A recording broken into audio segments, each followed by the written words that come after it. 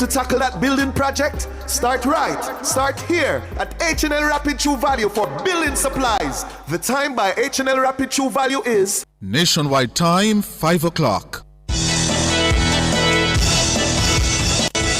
From the Nationwide News Network, comprehensive, incisive, tough. This is Nationwide at 5. Good afternoon, I'm Ricardo Brooks. And I'm Robeanne Williams. In Nationwide News at this hour, prosecutors say they intend to call 92 witnesses to prove the former Education Minister, Ruel Reid, and his co-accused defrauded the government of $25 million. Commissioner accuses SSP Wayne Cameron of being a disruptor who acts as if he runs the force. Dengue cases lower than expected so far this year. Dengue season is either delayed in its onset or the dengue season is a low activity season.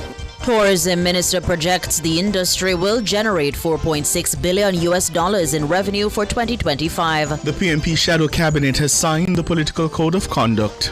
I think it's very important in Jamaica today that our leaders publicly demonstrate their commitment to those values so that the people can have trust and confidence in the leaders of the country.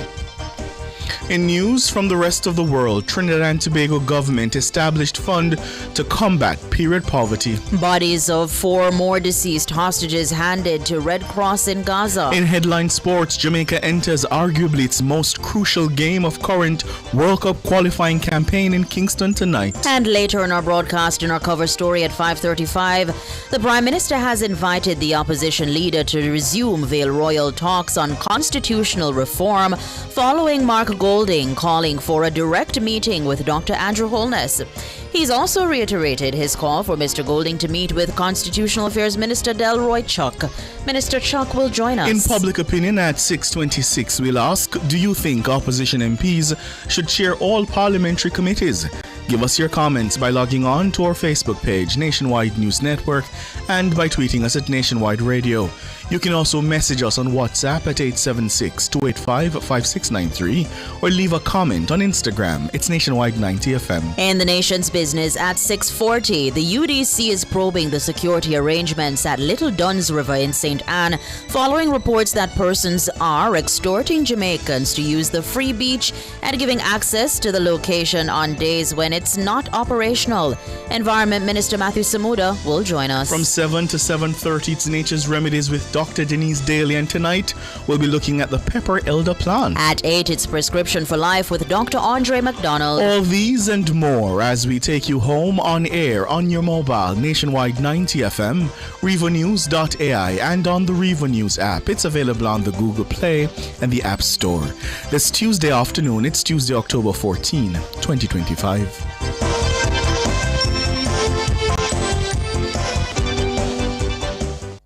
The hour is brought to you by the KFC Value Menu. Grab a chicken box, famous bowl, crunch sandwich, or small popcorn chicken with combos starting at just $620. KFC, it's finger licking good. If it's news, it's got to be Nationwide 90 FM.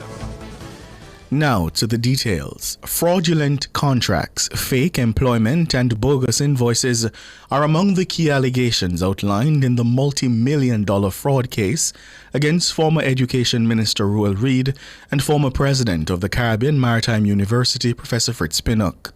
The trial is set to begin hearing evidence on Thursday in the Kingston and St. Andrew Parish Court. Robian Williams reports.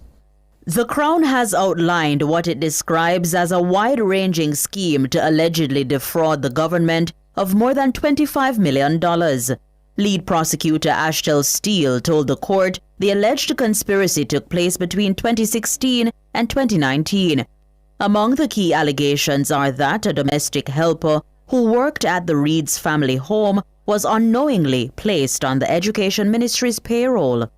The prosecution alleged Ruel Reid, along with his wife Sharon and daughter Cheryl, arranged for the helper to be paid by the ministry. They reportedly helped her open a bank account and kept her ATM card to access the funds. Prosecutors say this was part of a larger operation involving Reid, Pinnock, and Jamaica Labour Party councillor Kim Brown Lawrence. Brown Lawrence is alleged to have conspired with others to divert public money from both the Education Ministry and the CMU. The Crown says it intends to show that some individuals were paid by the CMU for work they never performed and that false invoices and vouchers were generated to facilitate the payments. Professor Pinnock is accused of authorizing the fraudulent documents, while Brown Lawrence is alleged to have received money she knew or should have known was obtained illegally. The Crown told the court that it intends to rely on banking records, text messages, and testimony to trace the flow of funds into accounts controlled by the accused. Prosecutors plan to call 92 witnesses during the trial.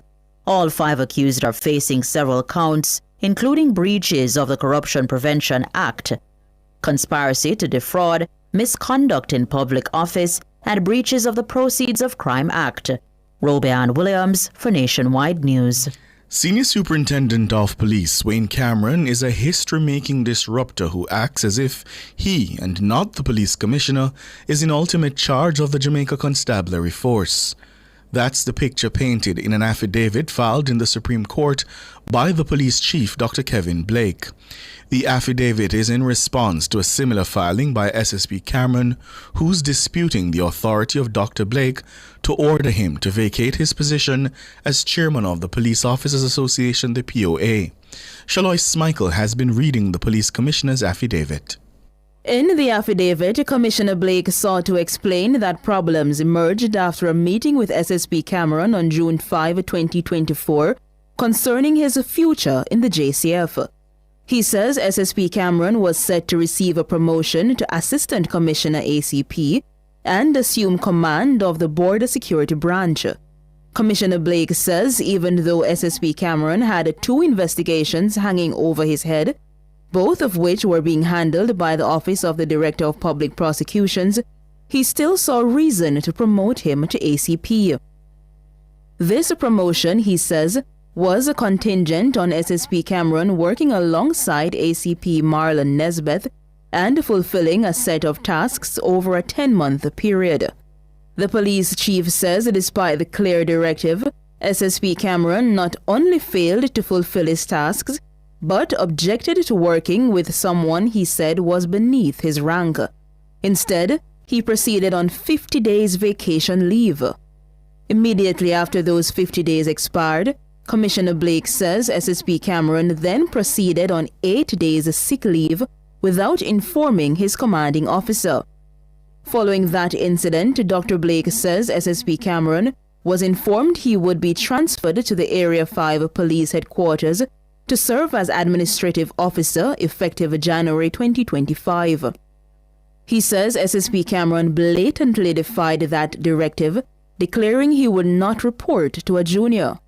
Dr. Blake says SSP Cameron then absented himself from duty for 16 days without lawful reason.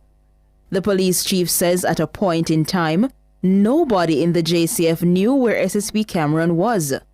He says 2 letters were dispatched to SSP Cameron to query his whereabouts. In response, Cameron said he rejected the transfer to Area 5 and, quote, expected the decision to be revisited, end quote.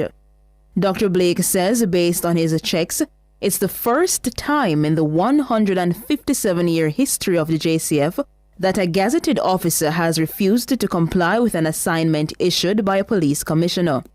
With regards to his leadership of the POA, Commissioner Blake says SSP Cameron failed to hold annual general meetings as scheduled despite repeated requests. The last meeting was held in 2022. In the affidavit, Commissioner Blake says there are ongoing investigations into how funds taken monthly from the salaries of officers of the JCF and deposited into the POA's bank account have been managed. He says the investigations were prompted after SSP Cameron failed to relinquish control of the accounts to executive members of the POA. He says SSP Cameron is the only person with access to those POA bank accounts, which are currently under investigation. Nationwide News did contact Commissioner Blake. He refused the comment, saying he would not answer questions about a document that his legal team has not made public. Shaloy Smichael for Nationwide News. Tourism Minister Edmund Bartlett is forecasting a near 3% increase in tourism arrivals for 2025.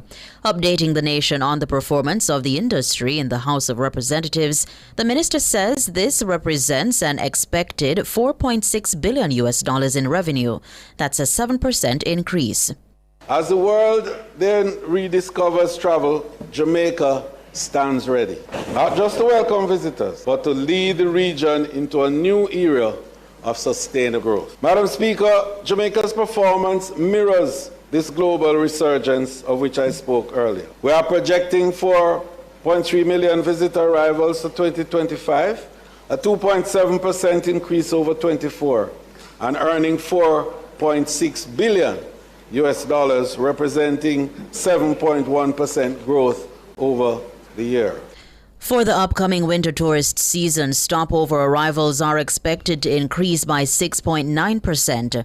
Cruise arrivals are also projected to see a 24% increase. This means gross earnings will rise by 8%, reaching $1.7 billion.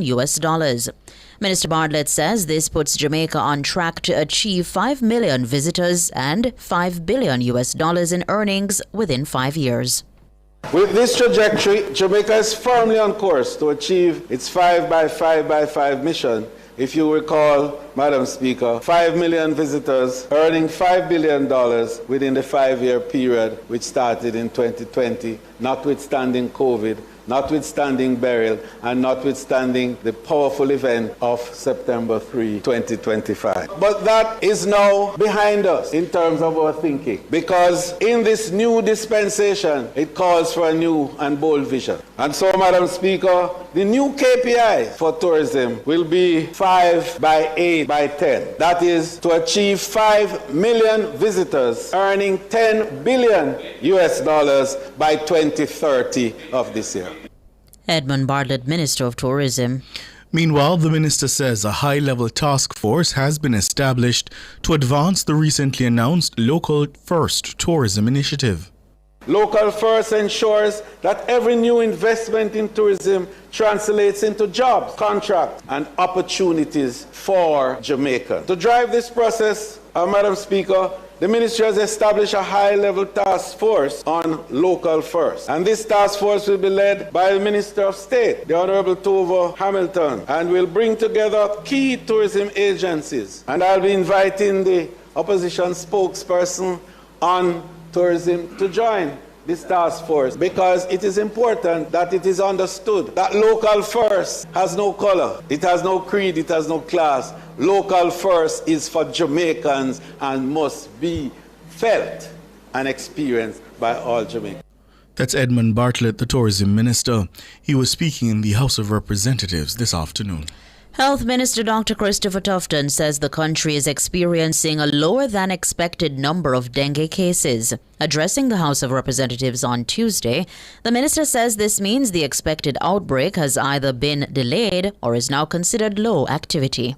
While the historical dengue season is between September to January of the following year, peaking in October around epidemiology week 41 to 43 for 2025, the seasonal line has not been exceeded as of October 11, 2025. Based on the epidemiological surveillance data for 25-26, dengue season is either delayed in its onset or the dengue season is a low activity season. We are actually below the normal threshold as it relates to dengue reporting. So we are actually doing better in a sense than what we would normally fear this time of year. And I just want to reassure the public of that. So it helps to appreciate the understanding of what is happening. Dr. Christopher Tufton, Health and Wellness Minister. As of October 13 this year, dengue cases have been below the normal epidemic threshold. This trend has held since September 2024. 23 dengue cases were recorded in the month of September. This is well below the epidemic threshold of 257. Despite the low cases, the minister says the government is hiring additional vector control workers to combat any potential increase in cases. You're listening to the news on Nationwide at 5. We'll have more after these.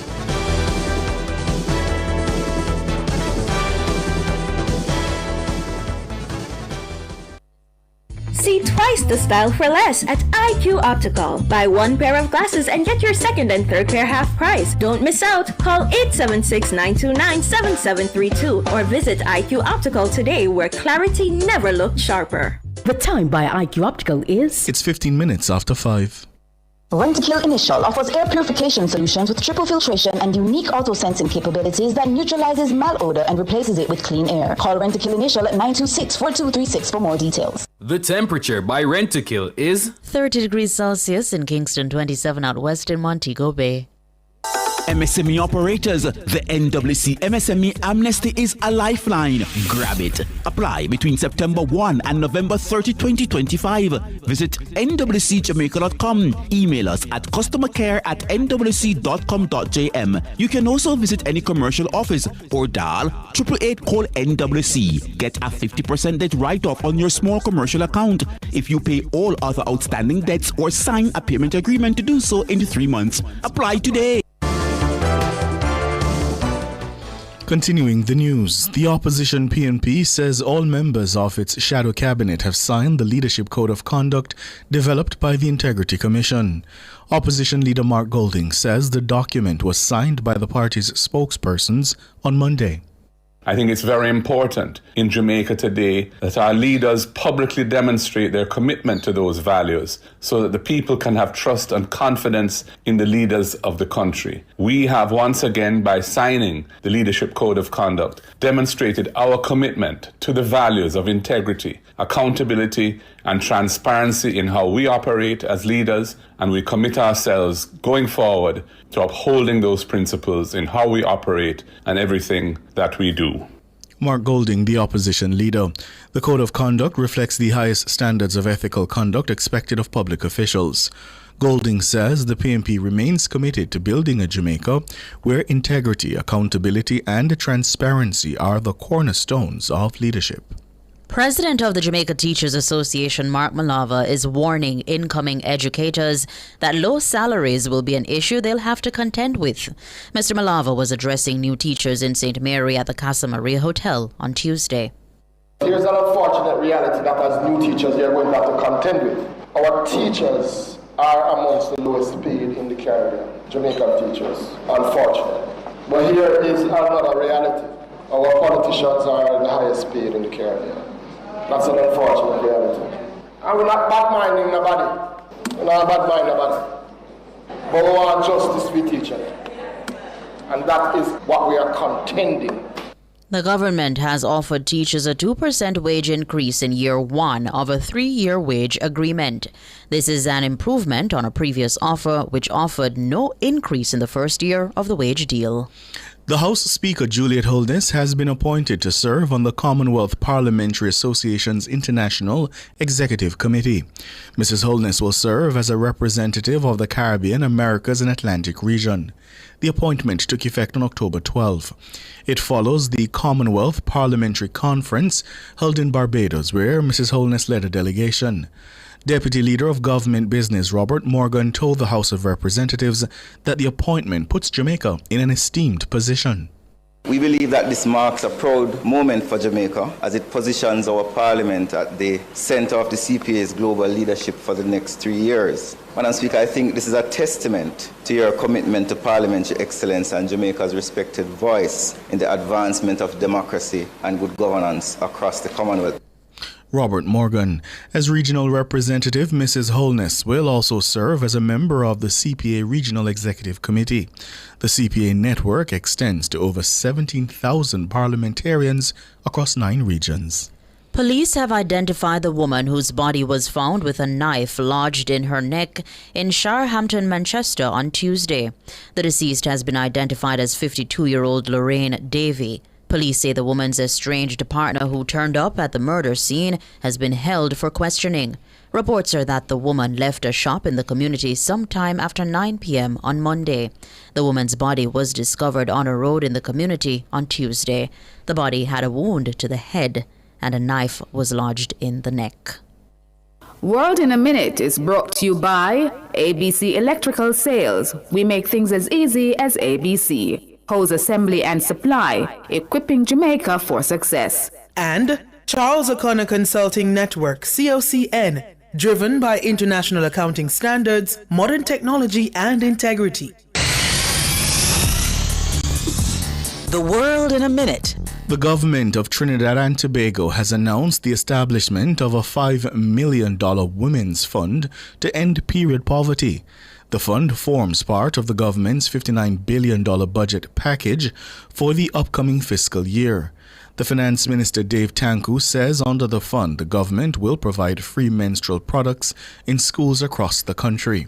The fund will also support programs aimed at reducing stigma and is set to begin in January next year. Tanku says it aims to address the challenges that prevent women and girls from accessing menstrual hygiene products.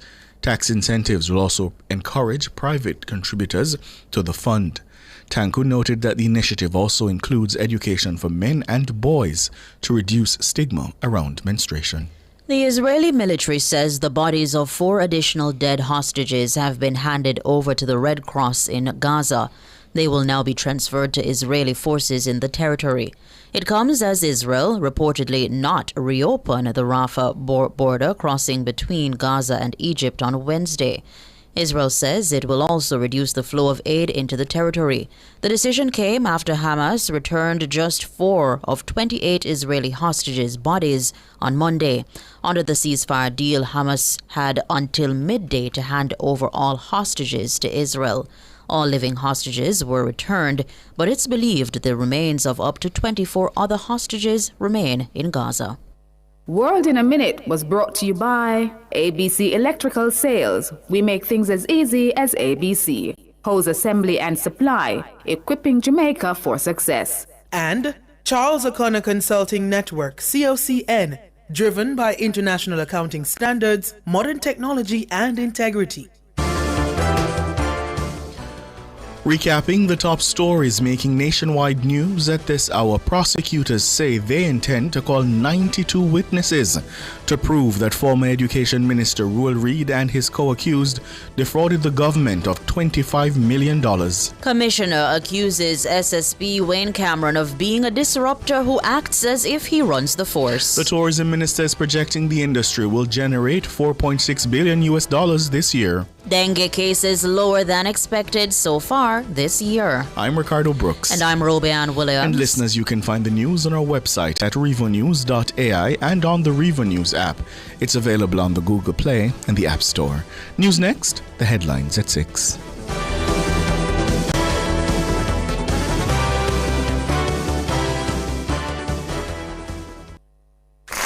Doritos and KFC, cheesy, delicious, crunchy, new collaboration run the country. Doritos Zinger, hot and spicy. Doritos nacho cheese chips, cheddar cheese sauce. We not leave it. KFC with the extra crunch. The new Doritos Zinger, I want for lunch. The new KFC Doritos Zinger, the delicious combination of KFC's hot and spicy Zinger and the irresistible flavor of Doritos. Available for a limited time. KFC and Doritos, a crunch that's finger-licking good. Give your team a glow up at the 2025 Business and Personal Etiquette Conference on November 6th at the Jamaica Pegasus Hotel. Procure the presence, polish, and professionalism to make your team unforgettable. Hosted by Make Your Mark Consultants in partnership with Caledonia Outdoor Advertising, Visual Tech Solutions, Nationwide 90 FM, Main Event, and more. Register now at makeyourmarkgroup.com or call 876-978-6001 for the Business and Personal Etiquette Conference. Sports at 5 is brought to you by Total Tools. Total Tools, every tool, every trade.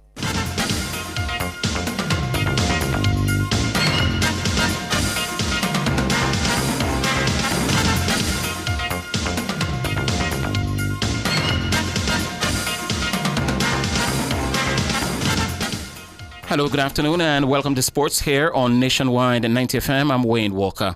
Steve McLaren will take Jamaica into arguably its most crucial game of the current FIFA World Cup qualifying on Tuesday night at the National Stadium. They first face Bermuda at 7 o'clock. The stakes are high, as after losing 2-0 away to Curacao in Willemstad 5 nights ago, the Reggae Boys are left with no room for error approaching the closing stages of the qualifiers. Jamaica was displaced as Group B leaders with that defeat and will be aiming for a big win against the pointless Bermudans tonight. The team missed a number of goal-scoring chances against the Dutch-speaking Curaçao, which leaves McLaren and his coaching staff still searching for an out-and-out striker who can put the ball into the back of the net.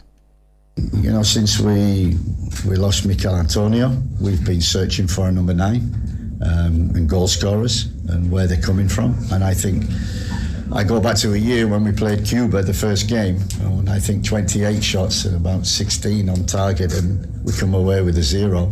I think that's always been a little bit of a problem, is converting the chances that we create. So we need to be more clinical and finding that number 9 who can consistently score from nowhere. McLaren admits that all games will be difficult and this evening's will be no different. This is not easy. Going anywhere is not easy. Playing Bermuda here is not easy. So qualifying for the World Cup, it wasn't going to be easy. It wasn't going to go flying through and winning every game. And so by the 5th game you're qualified. It doesn't work like that, especially the quality in the groups. You see that in all the groups. Everybody's drawing, everybody's beating each other, and the groups are very close and we're the same. So you never want to lose, but we have an opportunity to, as Andre says, to bounce back. Steve McLaren, head coach of the national senior men's football team. 1966 champions England was among 4 countries who punched tickets to next year's FIFA World Cup following convincing wins and qualifying games on Tuesday. England crushed Latvia 5-0, a double coming from their captain Harry Kane, and the England team remained perfect. After 6 qualifying games, they're even yet to concede a goal. Cutting in, still Anthony Gordon. There you go. The breakthrough that England have been waiting for from their most productive scene.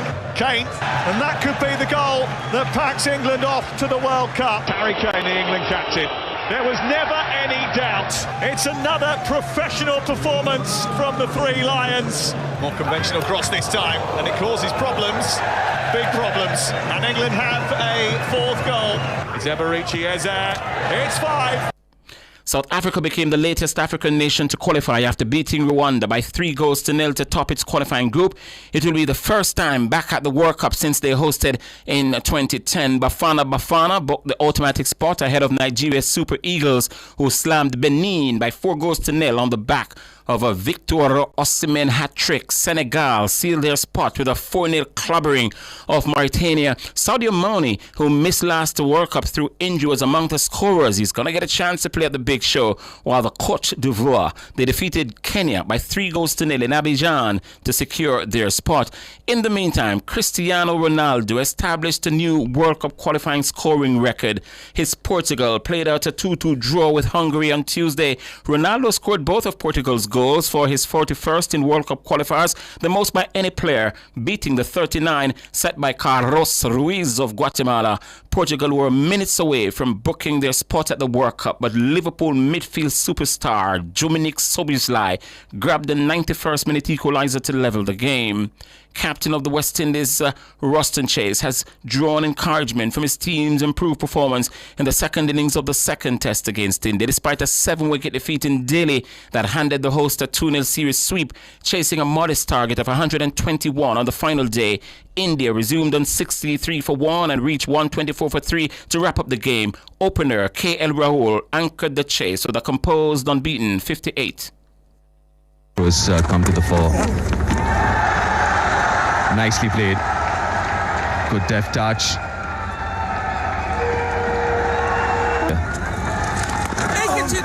Oh, should get at least a couple of runs here. There it is. Game, set, match and series for India. The victory capped off a dominant series by the home team, but while the result marked another loss for the Caribbean side, Chase said he was proud of the fight shown by his team, especially in the face of India's much vaunted bowling attack. This is the kind of fight that I wanted to see from us from matches before. So I think this is a stepping stone, a building step for us to go forward and improve as a test playing nation. This is the performance that I think will give us the confidence and boost us in terms of that belief that we can do it against proper test playing nations. So yeah, I just want to see the guys continue in this vein and don't let us go back to those ways. Even if it's for us to lose, we have to lose in a good way, where we can have a lot of positives coming out of the game. That's West Indies Test captain Ruston Chase. That's sports. We're going to be back with more at 6:05 this evening.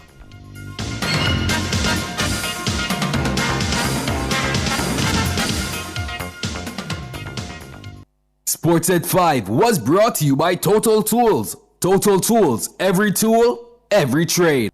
From Kingston to the world, from Montego Bay to new adventures, and from Ocherias to endless possibilities. Wherever you're headed, we will proudly take you there. Jamaica's airport, your global gateway. The temperature brought to you by the Airports Authority of Jamaica is 30 degrees Celsius here in the nation's capital, Kingston. It's 27 in the western city, Montego Bay.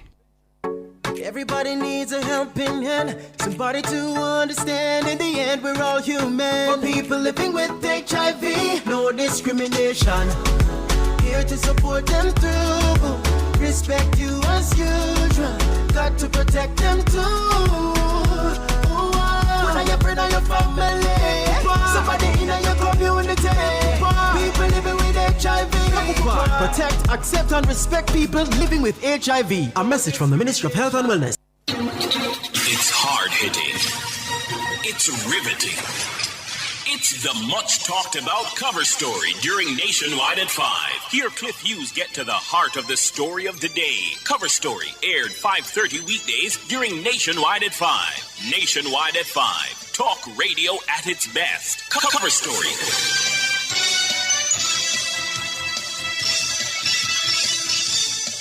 Cover Story is brought to you by JTA Credit Union, serving our members, impacting lives positively. Multilink, roll with control. Use Multilink, safe, fast, and accepted in more locations. It's Monday, get over your blues. Or Tuesday, Wednesday, Thursday, Friday. The E-Zone is here for you. With the Stinger Honeybee and Karim Boyatings from 3 to 5 p.m. on Nationwide 90 FM. We've got your entertainment news. Then we want to hear your views. Why you say? Jump in the mix. Or the hot seat. Don't miss our brain busters. Or the crazy giveaways. Let's talk fashion. Send us your outfit of the day. Ooh, cutesy. Very demure. Are you looking for love?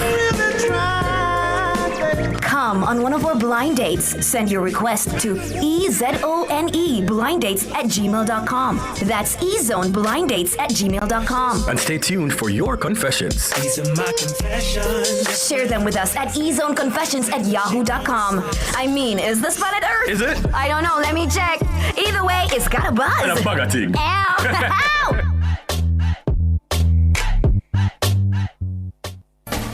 What's everyone talking about? It's Front Page in This Morning. Get the issue of the day this and every weekday morning at 7:20 a.m. on Front Page. This Morning. Morning radio the right way. Front Page is brought to you by ABC Electrical for a better choice in the electrical business. I'm Dennis Brooks. I'm Alan Campbell. I'm Floyd Green. And I'm Garth Williams. Catch us on the Jamaican Dads podcast right here on Nationwide 90 FM, Thursdays at 8 p.m. with a repeat on Sundays at 6 p.m. The Jamaican Dads podcast is all about providing men with a healthy, safe, and functional forum to tackle many of the taboo topics that concern our masculinity. Like everyone else out there, we're dads of varying amounts of experience who come from different backgrounds and often view the world differently. We're definitely not perfect, but we're all brethren and we're all committed to this piece of rock called Jamaica. Too often, there are no safe spaces for men to explore the issues which are important to us. Plus, most of the content out there about parenthood is produced by women, for women. So we think it is important that we be the change we want to see. Follow us on YouTube, Facebook, Instagram, and Twitter at Jamaican Dads with a Z. And definitely join us here on Nationwide 90 FM every Thursday at 8 p.m. with a repeat on Sundays at 6 p.m. for the Jamaican Dads podcast. It's a revolution in media.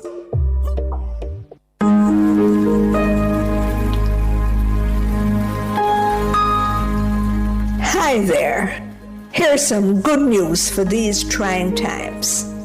Quote, By God's word, I can see where I'm going. They throw a beam of light on my dark path, unquote. Psalm 119, verse 105.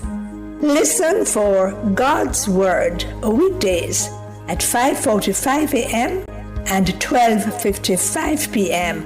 through Oasis. Stop by for a refreshing drink and share a God perspective for the day. Oasis. Weekdays 5:45 a.m. and 12:55 p.m. right here on Nationwide, a revolution in media. The rebroadcast of the Oasis can be heard weekdays at 5:45 a.m.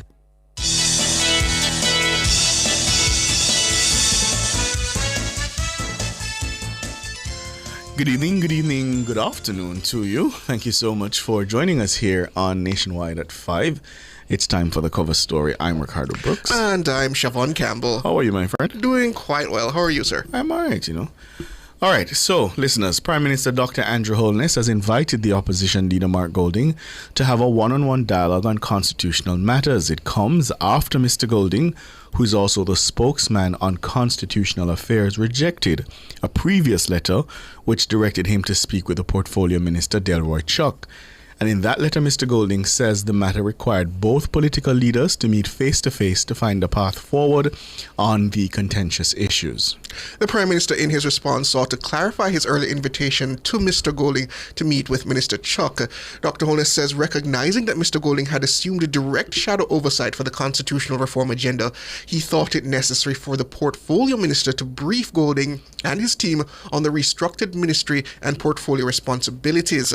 According to Holness, he thought it was respectful to extend an invitation which was then backed by a letter from Chuck. And the Prime Minister says that meeting was a preliminary one and was not intended to be a substitute for a direct meeting between himself and Mr. Golding.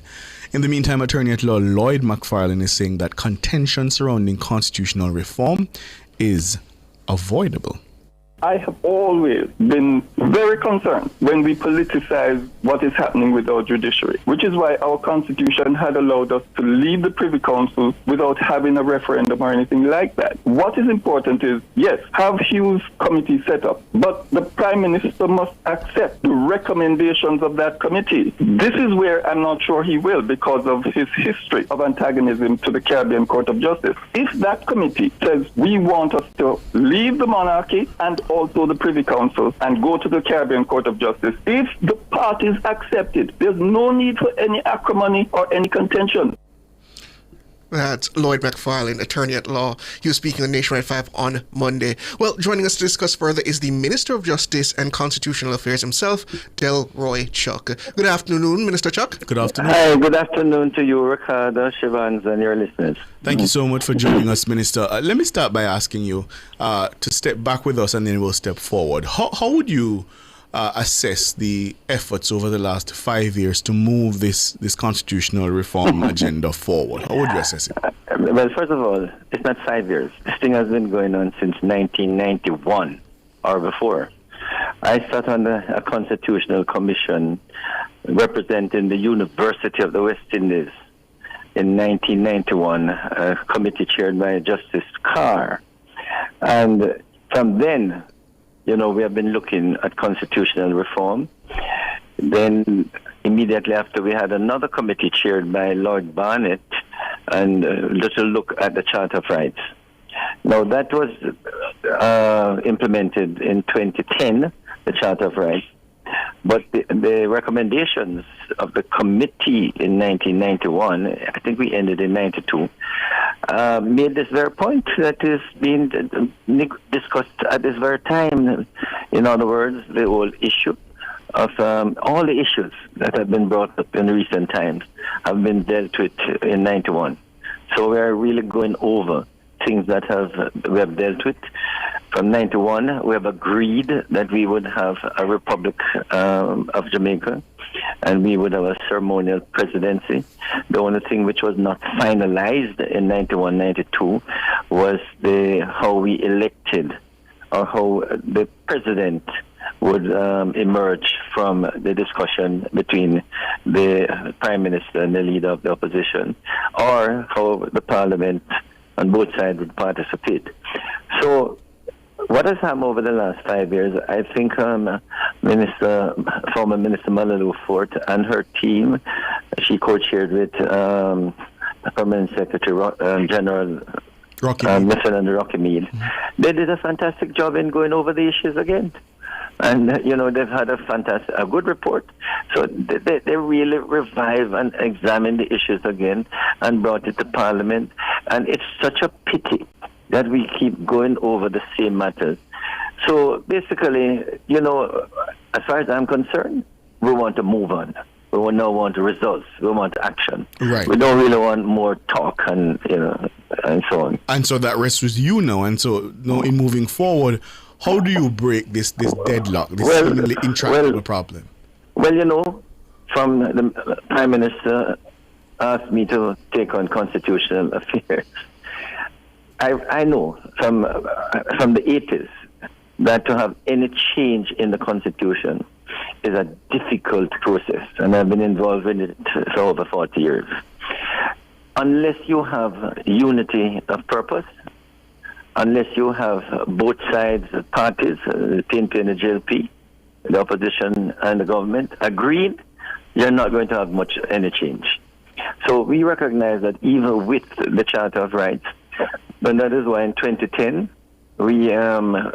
there was both parties agreed that we should implement and put in the Constitution, the Charter of Rights, because both parties agreed. When the parties disagree, there's nothing but contention, and it will not happen. So if both parties disagree, nothing will happen. So when the Prime Minister asked me to take on constitutional affairs, I got a good full briefing from the team that worked with former Minister Malala Fort as to what took place over the past few years, what happened at meetings, what were the positions of the various parties, and what happened in the Joint Select Committee. And quite frankly, the most important thing at the moment, can we just segmentalize what is going to happen? We are now both sides are fully agreed that we should have removed the monarch and put in place a president of Jamaica who is a Jamaican. That is the one area that we have full agreement on. Let us get on with it. And I suppose that's where I need to go, Minister Chuck, because the opposition during that very contentious election campaign set a red line in terms of moving to the CCJ. Is that still a bone of contention on the part of the government? Has the Prime Minister given you very specific areas that would not be touched in moving forward? As you can see from the Prime Minister's letter, for the last many decades, we have been the most important thing for the Jamaican people, for the sovereignty, for the image, for the well-being of the Jamaican people. Let us get on with what we have agreed. And as the Prime Minister letter pointed out to the Leader of the Opposition, Golden, that this is something that has been agreed over and over, and he himself, the Leader of the Opposition, has agreed to it. Now you're putting as a condition the Caribbean Court of Justice, in which there's no agreement.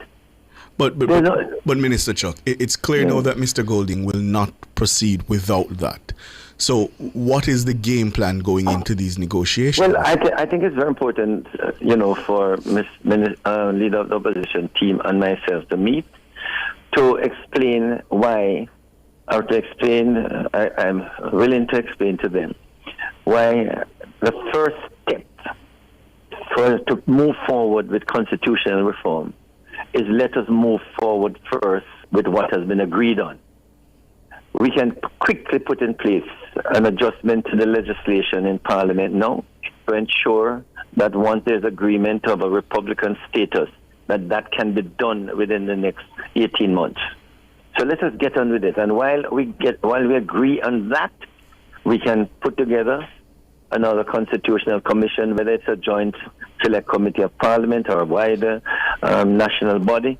We start looking at all the other areas of constitutional reform, including the number one item being the final court of appeal. But isn't it a case where Mr. Golding and his team, they don't trust you? They don't trust you in the government. Isn't that what it comes down to, though? But what we're saying is, in an agreement, that I'm putting forward, let us take this head of state out of the reform at the moment, because we have an agreement on that. Let us move then to the other areas, including the Caribbean Court of Justice as a priority, to see if we can get some agreement. And if we don't have an agreement, then we might well have to put it to the people. So let me understand the proposal. So the proposal is that once you go into the talks, the matter of the final court is what you'd be trying to hammer out. Exactly, because I can tell you there are different opinions as to whether we should have, as to what the final court should be. Mm-hmm. I mean, I want to put to them, there are about at least 6 positions. Fine, I'm not going to reiterate them now, but there are at least 6 positions as what a final court could look like. And why are you forcing us to go to the CCJ? And if you cannot, I'm sorry, Shawan, and let me just get this right. And if you cannot come to the agreement, you're saying the government is then prepared to move to a referendum directly. Exactly. So if we can't come to an agreement as to what that final appellate court should be, then at the end of the day, let's ask the people to decide. Would that be a binding referendum or just indicative? It cannot be binding. It will be indicative, because the Constitution doesn't really require that for the final court. Yeah, Minister, we're up on a break, but this really still needs further dissection. So please stay with us.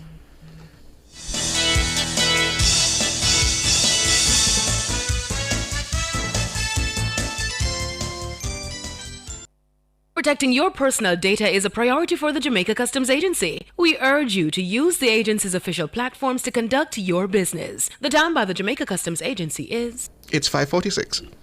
Burnt Shack fried chicken always ready. Burnt Shack, original crispy. Burnt Shack, Cajun spicy. Burnt Shack, a barbecue. Burnt Shack, we are go a Burnt Shack. The temperature brought to you by Bird Shack Fried Chicken in Montego Bay and Ocho Rios is...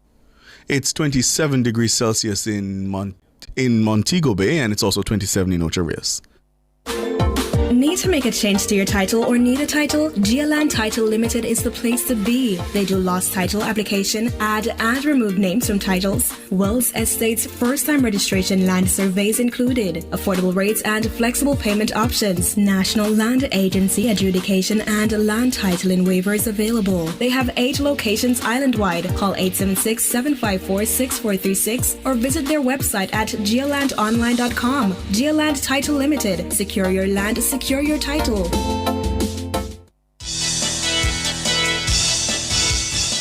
Welcome back, listener and viewers. We're talking matters of constitutional reform and the way forward with the Minister of Justice and Constitutional Affairs, Delroy Chuck. So, Minister, you have suggested that the government could move forward with a non-binding, non-indicative...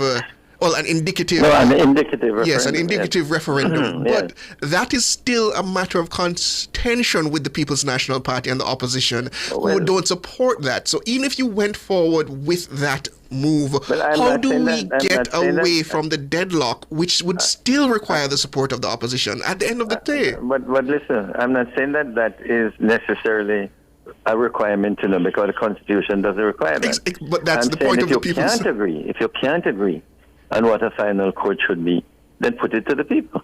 But so will that move us ahead? I don't think it's clear to see that the opposition can force us to accept what we don't agree with. But at the end of the day, Minister, that has been the point of the government up to this junction, that they don't have the support in terms of moving forward. The Prime Minister during the election campaign suggested that the matter had stalled without the opposition support. So if the opposition doesn't soften... Suppose I put forward a formula as to what the final court should be, and both the government, we accept it from the government side and opposition, that they say this makes sense. there might be no need for a referendum. We can agree upon that, Minister. Right. That's why I've asked, is there a solution in the working within your briefing with the Prime Minister? No, I've not discussed the various formulation that I have with the Prime Minister yet, or with Cabinet, and that is why I wouldn't discuss it on Cabinet. But amongst myself and a few other lawyers, we have discussed formulation. You know, there are several possibilities, you know, but I won't discuss them on the air until I have a chance to discuss it at the Cabinet level. Going forward, though, I think it's important for us to understand, as I said at the very beginning, unless you have agreement, there can be no constitutional reform. Yeah. And at the moment, as I said, we have one agreement. Yeah. Let me Let's ask move this. with it. Let me ask this though, Minister, Yes. because one of the criticisms the Jamaica Labour Party has faced is that it has not been very clear on what its position is. So the People's National Party has not moved. It says CCJ or bust. What is the JLP's position? So the Prime Minister has said... that's why I'm saying I'm not going to discuss that final position. But isn't that the problem, though, Minister? That is the Jamaica Labour Party has not articulated a very clear position on this matter. No, let me say that.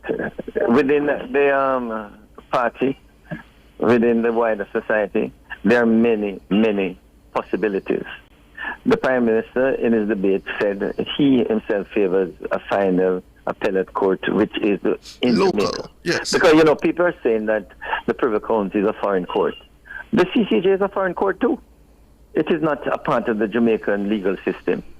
So but certainly a court that we have, but certainly a court that we have helped to establish. That we can establish. Yes. It's fine. But it is still a foreign court of the Jamaica legal system. Right? So you can have a final Jamaican court, you know, and that final appellate court could well be the Caribbean, have members of the Caribbean Court of Justice on it to just hint at a possibility. Yeah, but how do you go into the talks with Mr. Golding and his team without a settled position on this matter? Isn't that a recipe for more confusion? No, you should bear in mind, we didn't want to any initial meeting wouldn't go into any final position. When I asked, tell the Prime Minister that the sooner we get on the road with the show, and he wrote Mr. Golding, I wrote to Mr. Golding 2 days after to say, let's have a preliminary meeting, not a meeting to start discussion and everything, you know. All I asked is for he and his team to just meet with me and my team to see where we are so we can know how we move forward. Yeah. So I was very disappointed when the very next day he wrote the Prime Minister say he doesn't want to meet with me, he wants to meet with the Prime Minister. Because I was asking for is a preliminary meeting to say where we are, and then we can see how we move forward. So the Prime Minister indicated to him that I am very eager to meet with his team to at least see where we are, and also to intimate in his letter to Mr. Golding that the Vale Royal talk should resume at an appropriate time, so that this matter can be fleshed out as much as possible. Are you any closer to settling on a date for that meeting to happen? I don't know. I haven't heard from Mr. Golding. I wrote him on the 2nd of October. The Prime Minister wrote him before, and has since written him again. I haven't heard from him. And ultimately, Minister Chuck, if the end of those discussions with the opposition is the CCJ or bust, where does the government go from there? Well, that obviously is a matter that the opposition will have to make a decision on. No, but the opposition has made that decision. They've been very clear. But you have to bear in mind, because even in the bill now before Parliament to have the Jamaican as head of state and to remove to a Republican status, Mr. Golding had problem with that legislation. Let us agree that we can move forward with this legislation. And as the Prime Minister, as we have the government has said, the next stage will look at other constitutional changes. Why are you saying that you don't want to move? First of all, even if we don't agree on any other matter, we have an agreement on one. Let's move forward with that. Minister, running out of time, and I do want to get your perspectives on another matter, the matter of the Ombudsman. You were a champion of subsuming that office under the ECJ with the benefit of a general election now under our belt. How do you think it fared? Don't you see we were right in what we did? In other words, fortunately, both political parties in their campaign have really, conducted themselves to the best, and 90% well. And I can tell you, the Registrar of Political Parties, who was effectively the front for the political ombudsman, she wrote several letters to the parties to ensure that, the code of conduct, the political code of conduct was conformed with. I hope in due course she has also instructed all the parties, both parties and all the others, to take down the political paraphernalia.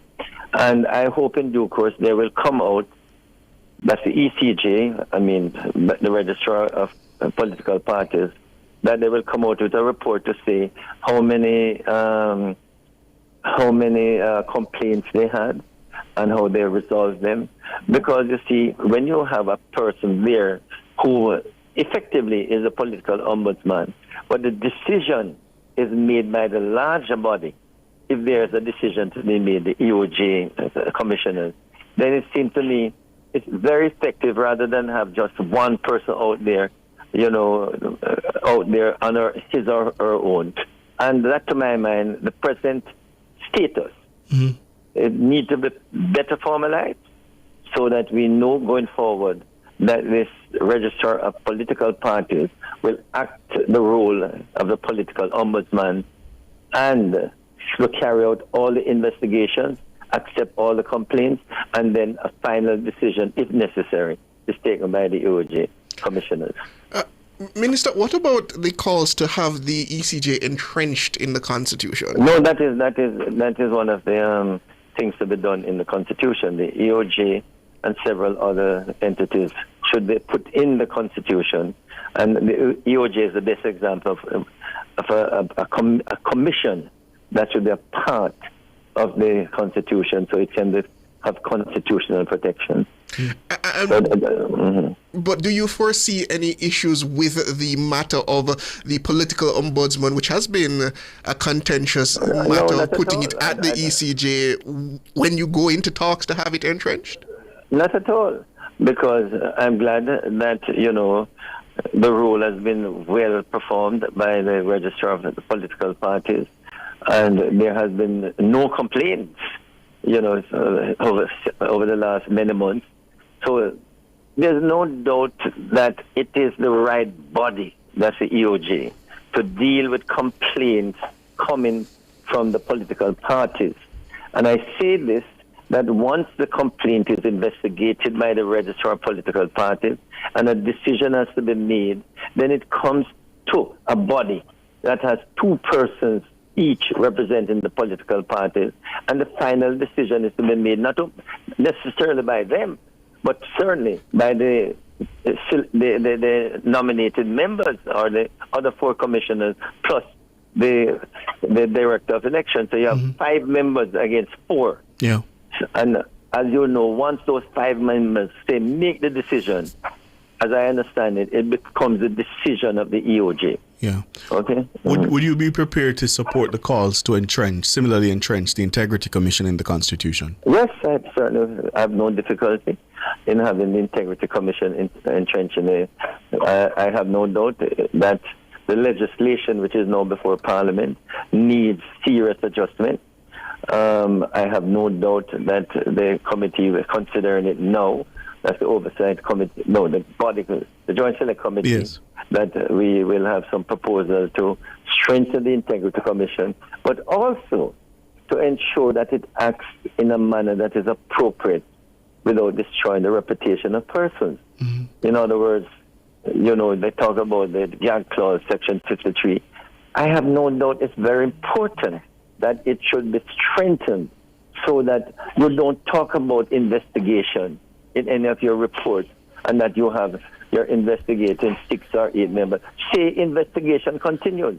For instance, you have a situation where they put out an annual report and say 6, then 8 persons are being investigated, and you have speculation all over the place. Stop talking about investigation. Do your investigation and then report. So you're looking to strengthen the gag clause? No, yes, so that you don't talk about investigation. Just do your investigation and then report. Okay? We're up on time, but I want to ask you this final one. Your junior minister, Marissa Dalrymple Philibert, what portfolio responsibilities does she have? She's doing a fantastic job. She will ensure that all the legislation that have been tied up in various, let me tell you, to do legislation, you have to be hands-on because they get tied up between the ministry, between the AG department, the OPC, the Office of the Draftsmen, Law Reform, and Ministry of Finance, and sometimes you don't know where the legislation is. So that she will be responsible to ensure that all legislation, that we know where it is, and if it means calling the Ministry of Finance or the Attorney General's chambers or any entity that is holding it up, that it doesn't hold it up for 3 months. And then most legislations take years instead of months. So she will be primarily be responsible to oversee not only the area of constitutional reform, which involves legislation, but most of the legislation to just monitor to ensure that ministries can get their legislation out. All right. Delroy Chuck is the country's Justice and Constitutional Affairs Minister. Thank you as always. Really appreciate it. All the best. Yeah. All right, you too. The headlines are next.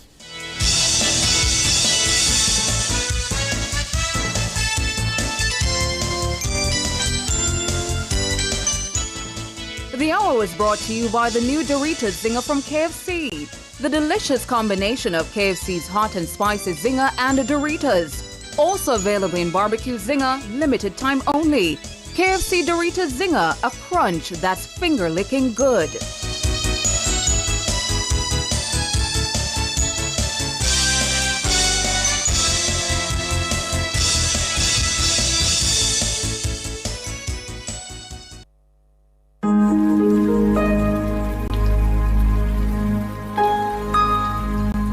Hi there.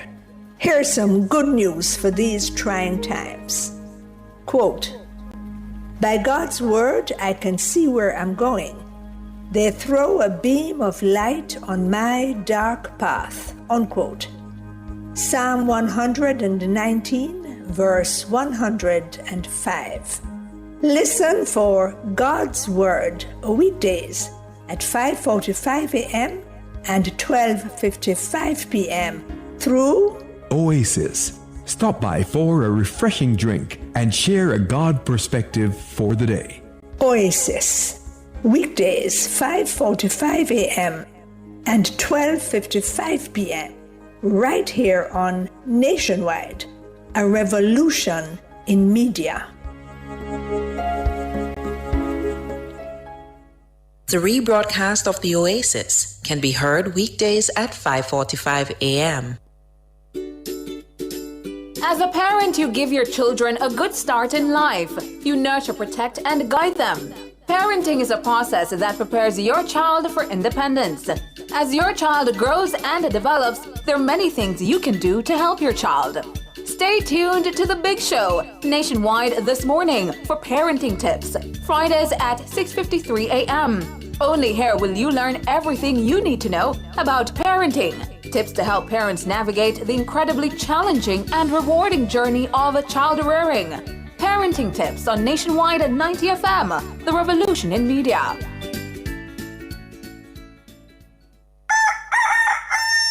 How certain are you that you're taking proper care of your pets? How often do you take them to the vet? Just as we need annual checkups with our doctors, most pets need regular checkups too. Owning and caring for a family pet doesn't have to be a difficult or burdensome experience. Nationwide 90 FM has an exciting feature called Pets World that will help you take better care of your pets. Join Nationwide 90 FM every Wednesday at 6:50 a.m. during the program This Morning as we take you into the do's and don'ts of caring for your pets. That's Pets World every Wednesday at 6:50 a.m. during the program This Morning on Nationwide 90 FM, a revolution in media.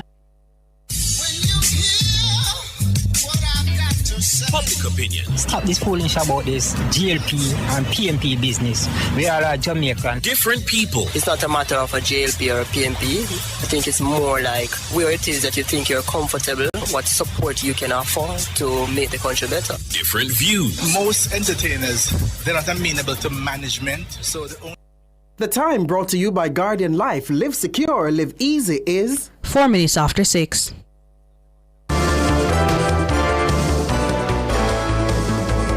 Nationwide headlines at 6. Good evening with the headlines at 6. I'm Dana Davey. Tourism Minister Edmund Bartlett is forecasting a near 3% increase in tourism arrivals for 2025. Updating the nation on the performance of the industry in the House of Representatives, the minister says this represents an expected $4.6 billion in revenue. That's a 7% increase.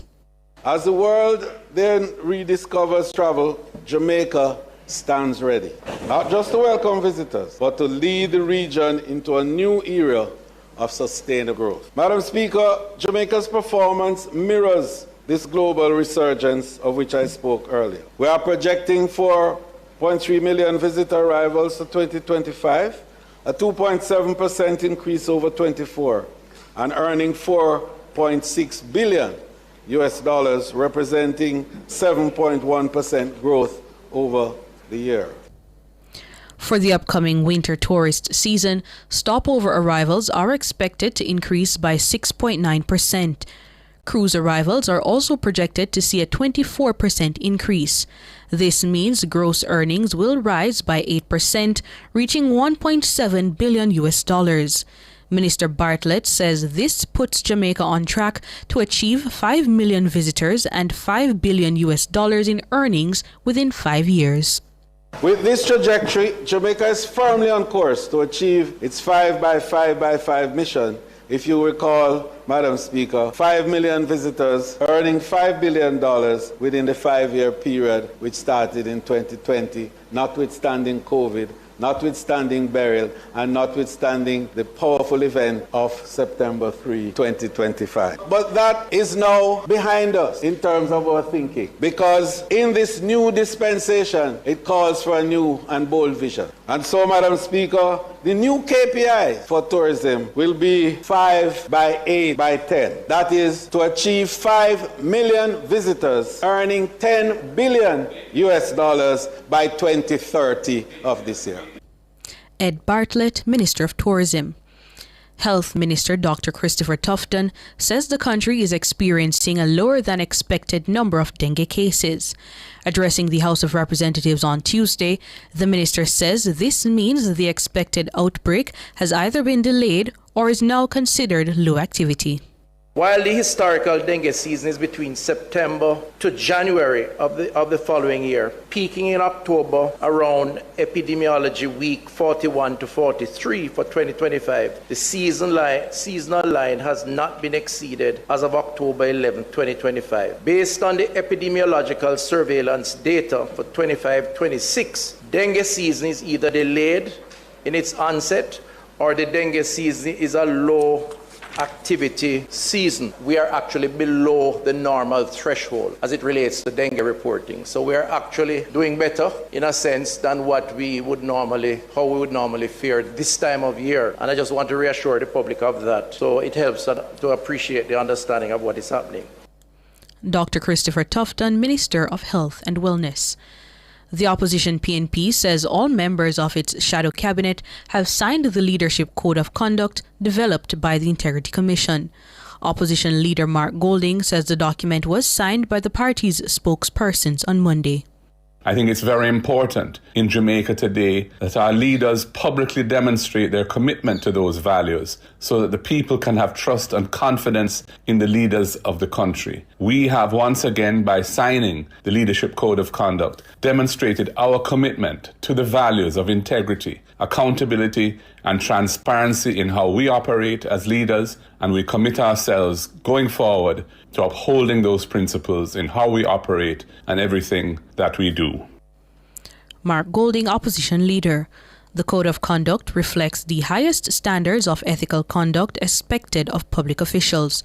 Golding says the PNP remains committed to building a Jamaica where integrity, accountability, and transparency are the cornerstones of leadership. Those were the headlines at 6. I'm Dana Davey.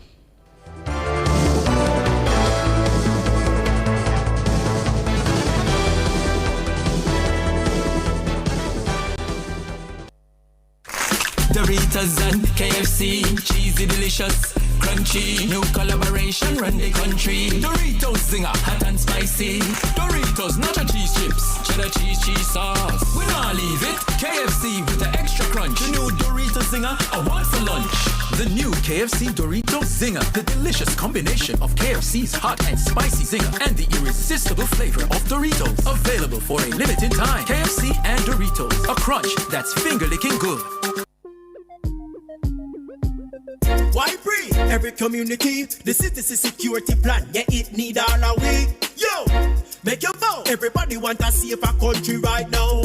Why free? Every community, the citizen security plan, yeah, it need all our way. Yo, make your vote. Every Jamaican proud, so turn it up. No. Stand up.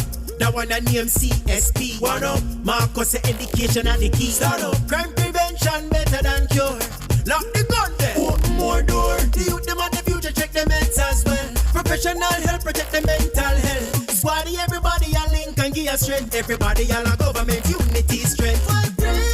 Every community, the citizen security plan, yeah, it need all our way. Yo, make your vote. Everybody want to see if a country right now. The Citizen Security Plan is an initiative of the Ministry of National Security in partnership with the European Union. It's an all-of-government effort to create safer streets and build stronger communities. Go to mns.gov.jm to learn how you can play your part.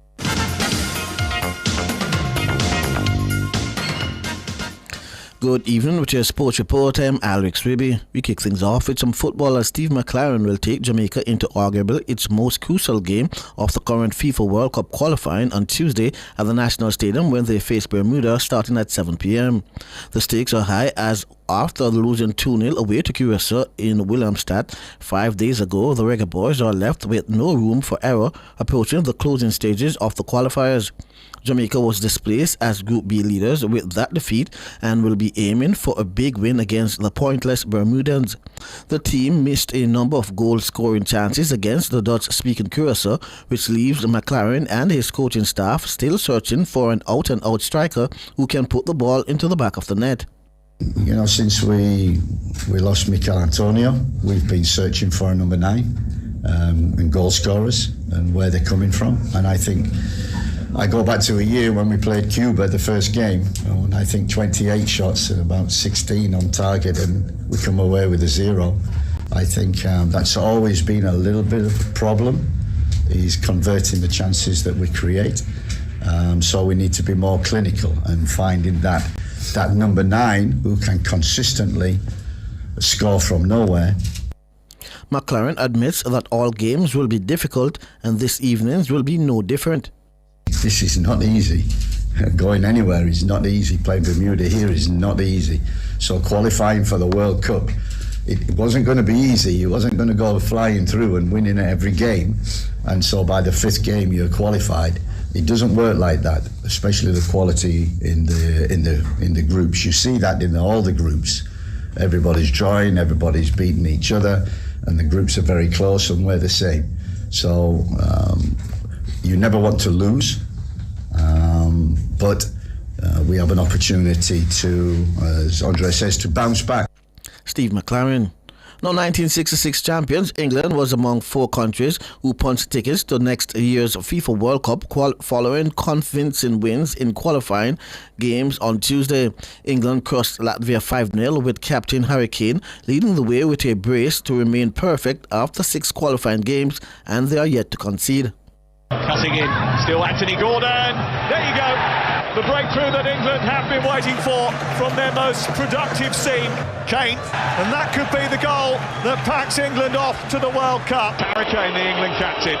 There was never any doubt. It's another professional performance from the 3 Lions. More conventional cross this time, and it causes problems, big problems. And England have a 4th goal. Zabarici Eze. It's 5. Now, South Africa became the latest African nation to qualify after beating Rwanda 3-0 to top its qualifying group. Natalin Mbata has scored long-range goals for South Africa before. It does it again! Oh, what a spectacular strike from Mbata. Still available on the edge of the... Oh, now he's swept it home.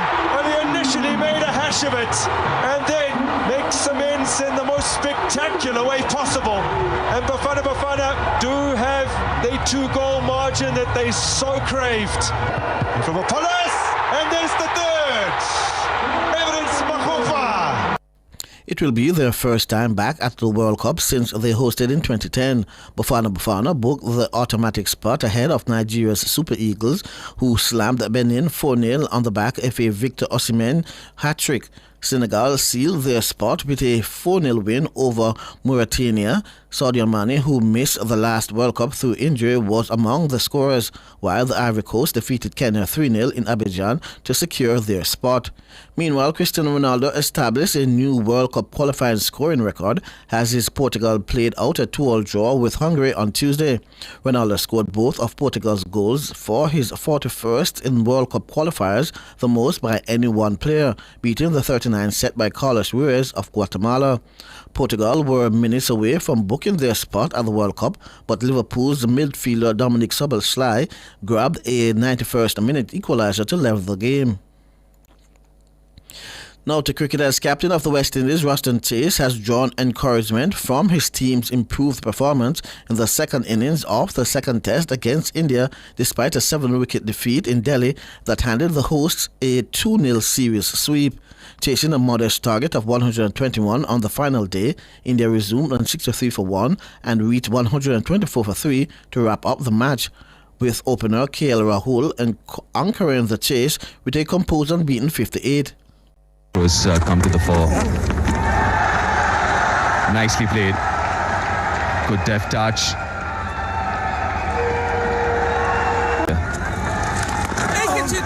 Oh, should get at least a couple of runs here. There it is. Game, set, match and series for India. The victory capped off a dominant series for the home team, but while the result marked another loss for the Caribbean side, Chase said he was proud of the fight shown by his team, especially in the face of India's much vaunted bowling attack. This is the kind of fight that I wanted to see from us from matches before. So I think this is a stepping stone, a building step for us to go forward and improve as a test playing nation. This is the performance that I think will give us the confidence and boost us in terms of that belief that we can do it against proper test playing nations. So yeah, I just want to see the guys continue in this vein and don't let us go back to those ways. Even if it's for us to lose, we have to lose in a good way, where we can have a lot of positives coming out of the game. The West Indies posted 248 in their first innings and followed it up with a strong 390 in their second, batting for more than 80 overs in each innings, a significant improvement after a string of poor batting displays earlier in the year. Key to that resurgence were centuries from opener John Campbell and Shea Hope, the first 200s by West Indies batters in 2025, which laid the foundation for the tourist-spirited second innings fight back. However, Chase says his side needs to improve their batting to get their first points in this new cycle of the World Test Championships. Once we can put good first innings totals on the board, we will be able to fight for some wins in the Test Championship. And I think that we had a chat, and this first year in the cycle, we always know it was going to be tough with opposition like Australia and India, and then we go to New Zealand. But I think that once we learn from what we've done in those series and take it into the next year where we have guys like Sri Lanka and Pakistan, guys that we are closer to in the rankings, I think that we can be more competitive against those once we learn from these games. Ruston Chase. Now, Sri Lanka and New Zealand were forced to settle for a point on Tuesday as rain severely affected their ICC Women's ODI Cricket World Cup encounter in India. Sri Lanka managed to complete their 50 overs, amassing a total of 258 for 6, with Nilakshika De Silva leading the charge, scoring 55 from just 28 deliveries. Her half-century, which came off 28 deliveries, is the fastest of the tournament so far. Into the gap it goes. The fastest 50 in this tournament belongs to Nalakshi De Silva. 26 balls it's taken. Superb hitting. More runs. Into the gap. That's back to back. Just a bit of movement. Keeper goes back, so she said, I know you're going to bowl it shorter. Just a little shimmy down the crease, but most importantly, still on contact. In tomorrow's clash, the Red Hot England, who are 3 wins from 3 games, will clash with the winless Pakistan in Colombo. Match time is set for 4:30 a.m. Jamaica time. And finally, in athletics, the Jamaica Athletics Administrative Association, J3As, recently hosted its annual calendar conference under the theme Making Competition Safe for All. Held virtually, the conference brought together meet organizers, officials, and coaches to discuss critical issues surrounding safety, medical readiness, international compliance, and calendar planning in track and field. The featured guest presenter was World Athletics International Technical Official Brian Rowe of Australia. Rowe, who recently served on the jury of appeal at the Tokyo 2025 World Championships, delivered an insightful presentation titled Safety in the Competition Era, the Responsibility of Meet Organizers and Officials. He emphasized the importance of strategic scheduling of current events to enhance safety within the competition eras and urged organizers to always prioritize safety even above certain competition rules where the two are in conflict.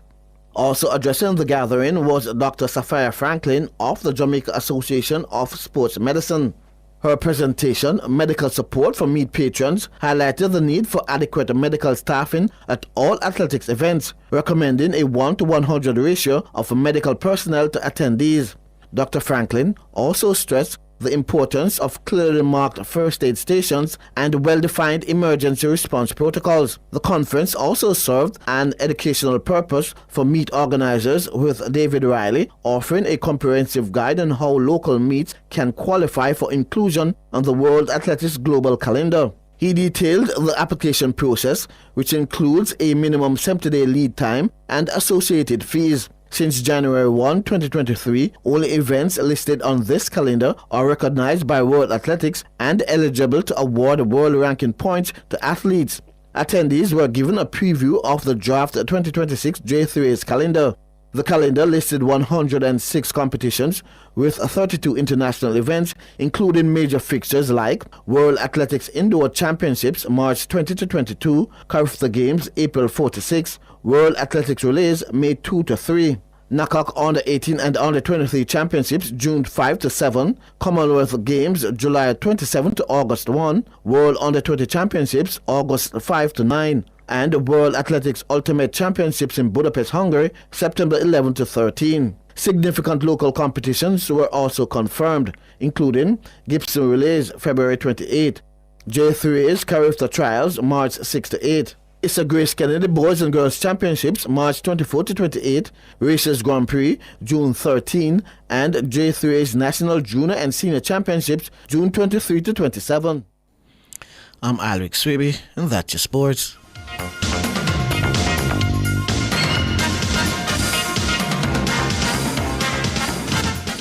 For all your scales and food processing equipment, call Advanced Scales and Equipment Limited at 876-968-9612-5. The time by Advanced Scales and Equipment Limited is 6:23.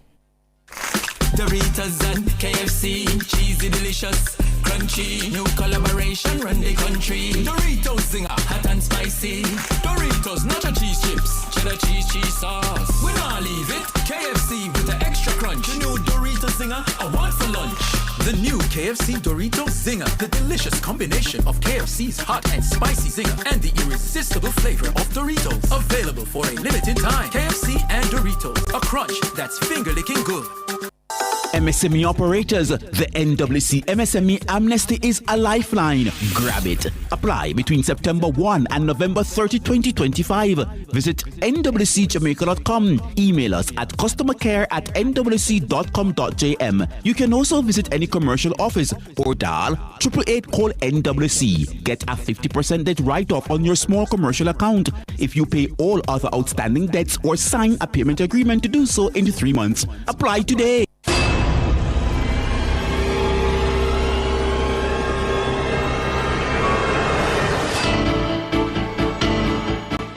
If it's in the public's interest, it's the nation's business during Nationwide at 5.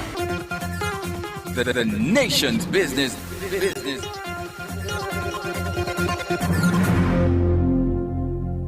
It's Monday, get over your blues.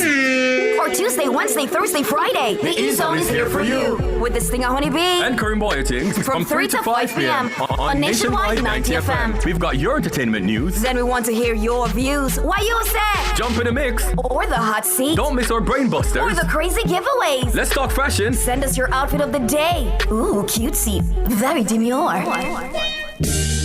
Are you looking for love?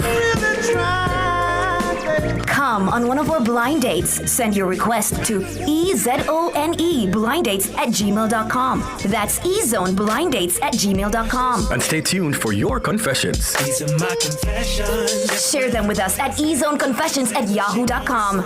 I mean, is this planet Earth? Is it? I don't know. Let me check. Either way, it's got a buzz. And a bugger thing. Ow! Ow!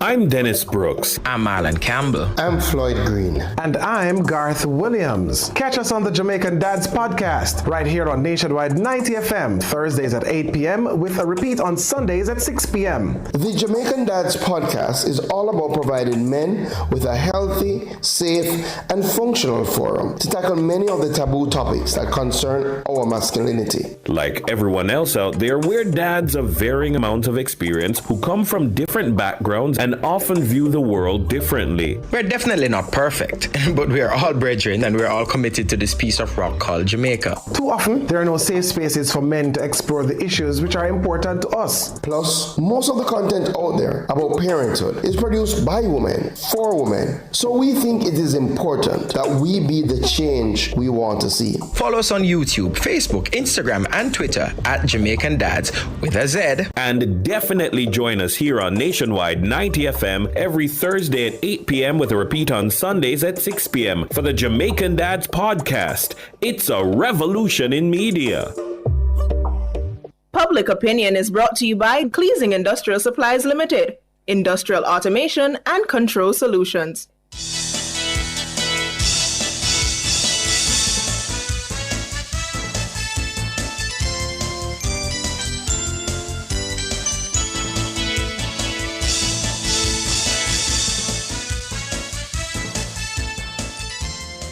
Good evening, and welcome to Public Opinion. I'm Robian Williams. Little most may say it's midweek, but not midweek yet. It's just a Tuesday. I know that we'd love for it to be Wednesday, probably Thursday or Friday, but it's just a Tuesday.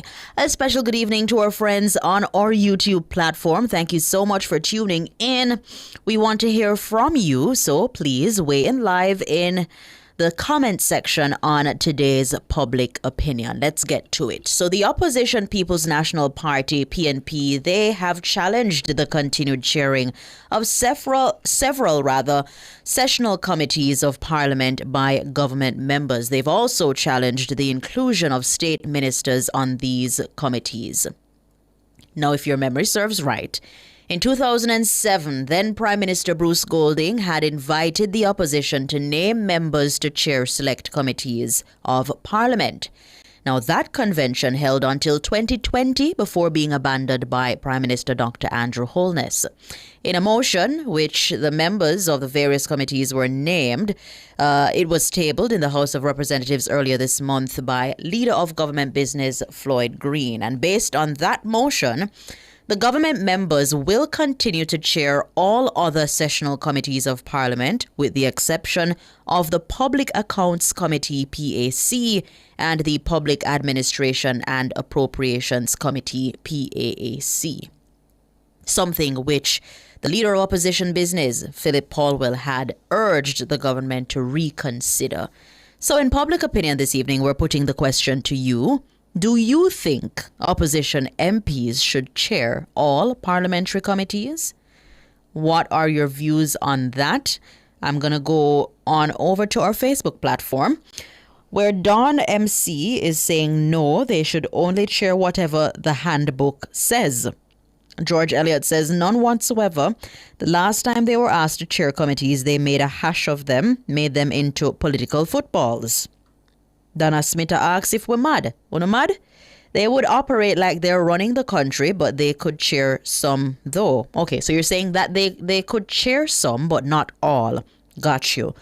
Manayard Baker says this practice should be discontinued immediately, as the government of Jamaica is not a coalition government. If the PNP wants to chair parliamentary committee, it must go and win elections. Harsh, Manayard Baker. Kamal Garfield Terrelong, he's saying that they shouldn't chair anything except within their party. Why then would there be an election, he says.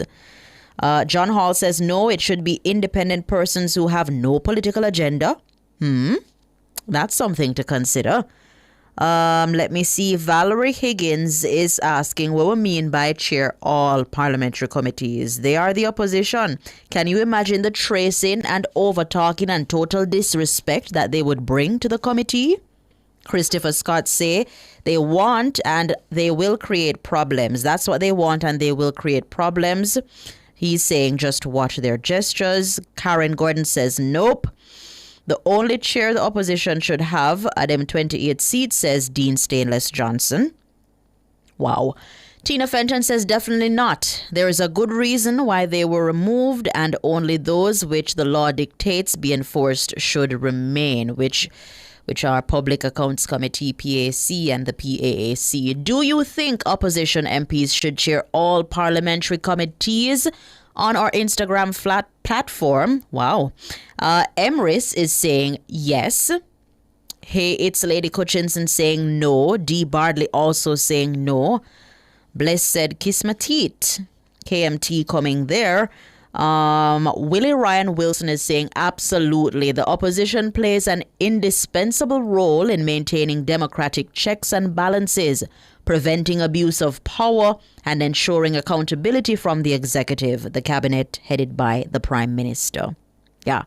Tyrone Lewis says the people did not vote for that, so no. On our Facebook platform, Philip Jackson is saying, questioning, why do we seek to want to give the PNP when they are in opposition, a governmental position? It is because they say Jamaica is PNP country. We're playing by that rubbish, Philip Jackson says. All right, let me see the comments on our YouTube platform. Do you think opposition MPs should chair all parliamentary committees? Betsy Powell says a big no. Randy Daly says not at all. MDL saying to us, absolutely not. Beryl Witter coming in with the no. No, the opposition can't be trusted, says Ken Youth. Mullings. Maxine Wildman says no way. And Winston Stevens says no, opposition should not. Yeah? A lot of no's coming in. Beverly Buchanan asks, Unamad? Lillian saying no. Richard Williams is saying that 2007 convention was done when work was not going on effectively. Now the government working in all areas, so there is no need for them to chair, says Richard Williams. All right, let me see if I can get in a few more. Marcia Brown says that would be a disaster. Yeah.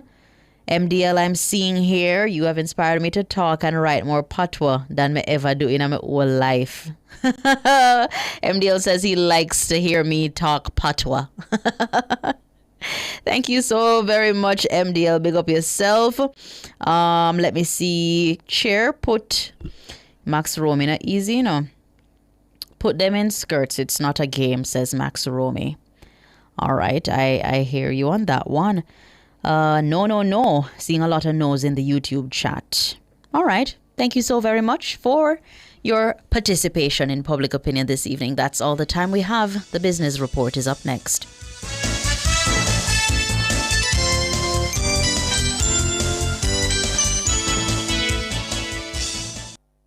Public Opinion was brought to you by Cleasing Industrial Supplies Limited, Industrial Automation and Control Solutions.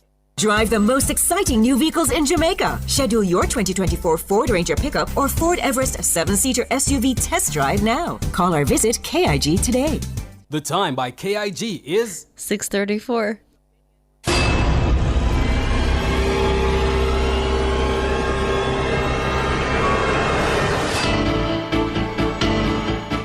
If it's in the public's interest, it's the nation's business during Nationwide at 5. The nation's business.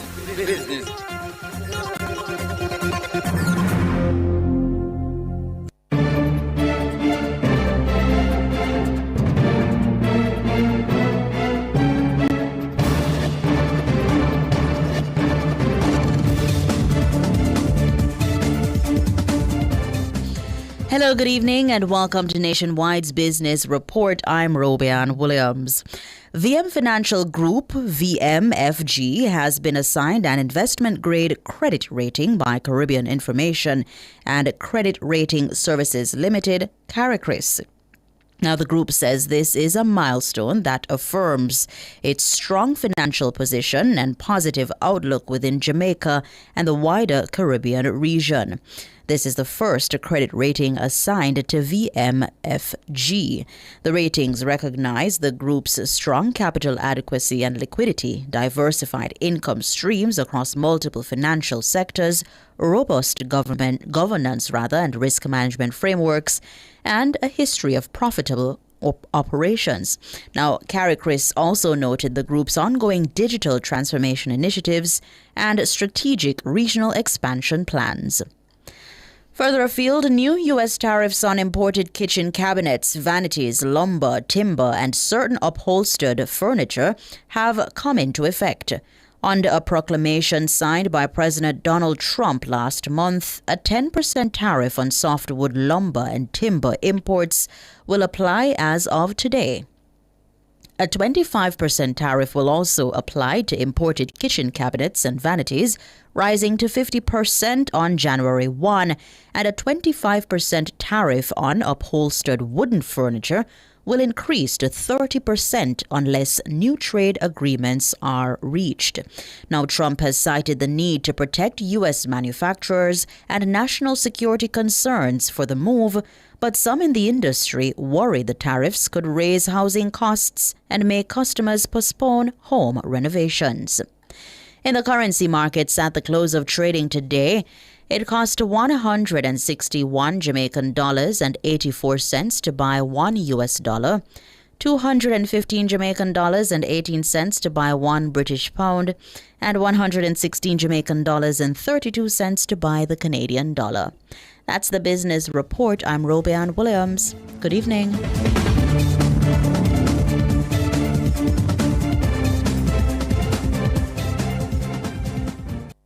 Since 1995, we've been your go-to source for everything related to billiards, amusement machines, and electronics. With locations at 1A Lindsay Terrace, Kingston 10, and the Village Plaza, Big Bridge, Savannah, Lamar, we offer top-quality pool table parts and accessories, cutting-edge gaming machines, and more. We also specialize in assembly, sales, and service of amusement machines. We provide unmatched customer service, expert solutions, and products tailored to your needs. Who are we? We are Eclipse Enterprise. Telephone 876-960-3891.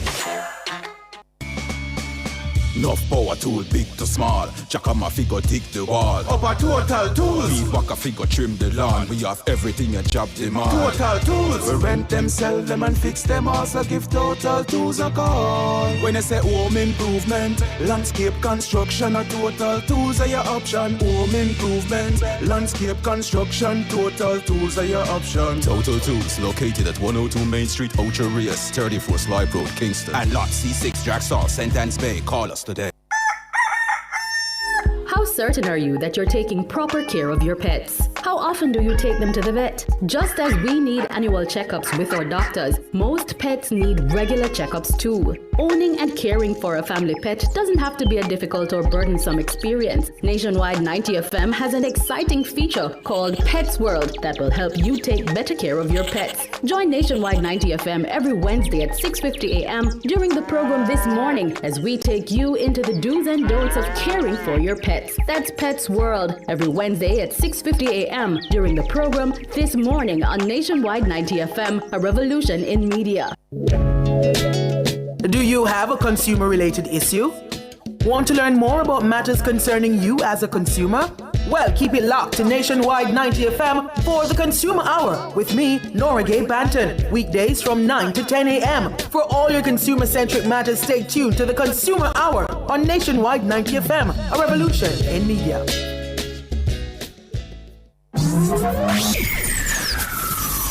Taboo topics. Bulletins after dusk. Riveting discussions. Celebrity news and interviews. Topics that are shunned by society. And everything else in between. Bulletins After Dark with Kareem Bulletins each and every Wednesday, 8 to 11 p.m. Bulletins After Dark. No topic is too taboo or hard to discuss. Come get your mind blown and your curiosity explored. Bulletins After Dark. Cliff Says is by far the most popular mid-morning radio segment in Jamaica.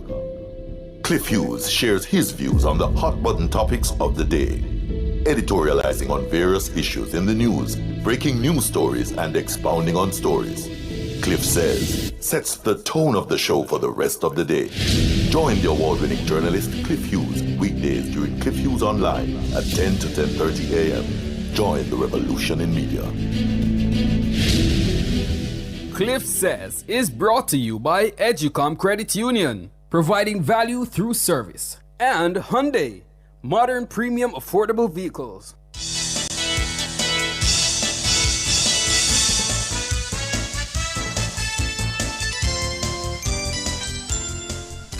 Good evening, listeners and viewers. Welcome back. It's time for the nation's business, and we turn to matters of the environment. The Urban Development Corporation, the UDC, is probing the security arrangements at Little Duns River in St. Anne. The move follows reports that persons are extorting Jamaicans to use the free beach and giving access to the location on days when it's not operational. Little Duns River is owned and operated by the UDC. Its chairman, Norman Brown, spoke with Nationwide on Monday. What we saw in the newspaper yesterday was a bit surprising because so far, up until recently, we have not had any reports of that sort of activity there. And when it was brought to my attention yesterday, we initiated our internal processes to see where the system broke down, because we do have security personnel that's on the property during the time that it's closed as well as when it's open. So, we're a little bit taken aback. So I have asked my management team to get a report from them as to what really transpired, and then we will know what actions to take.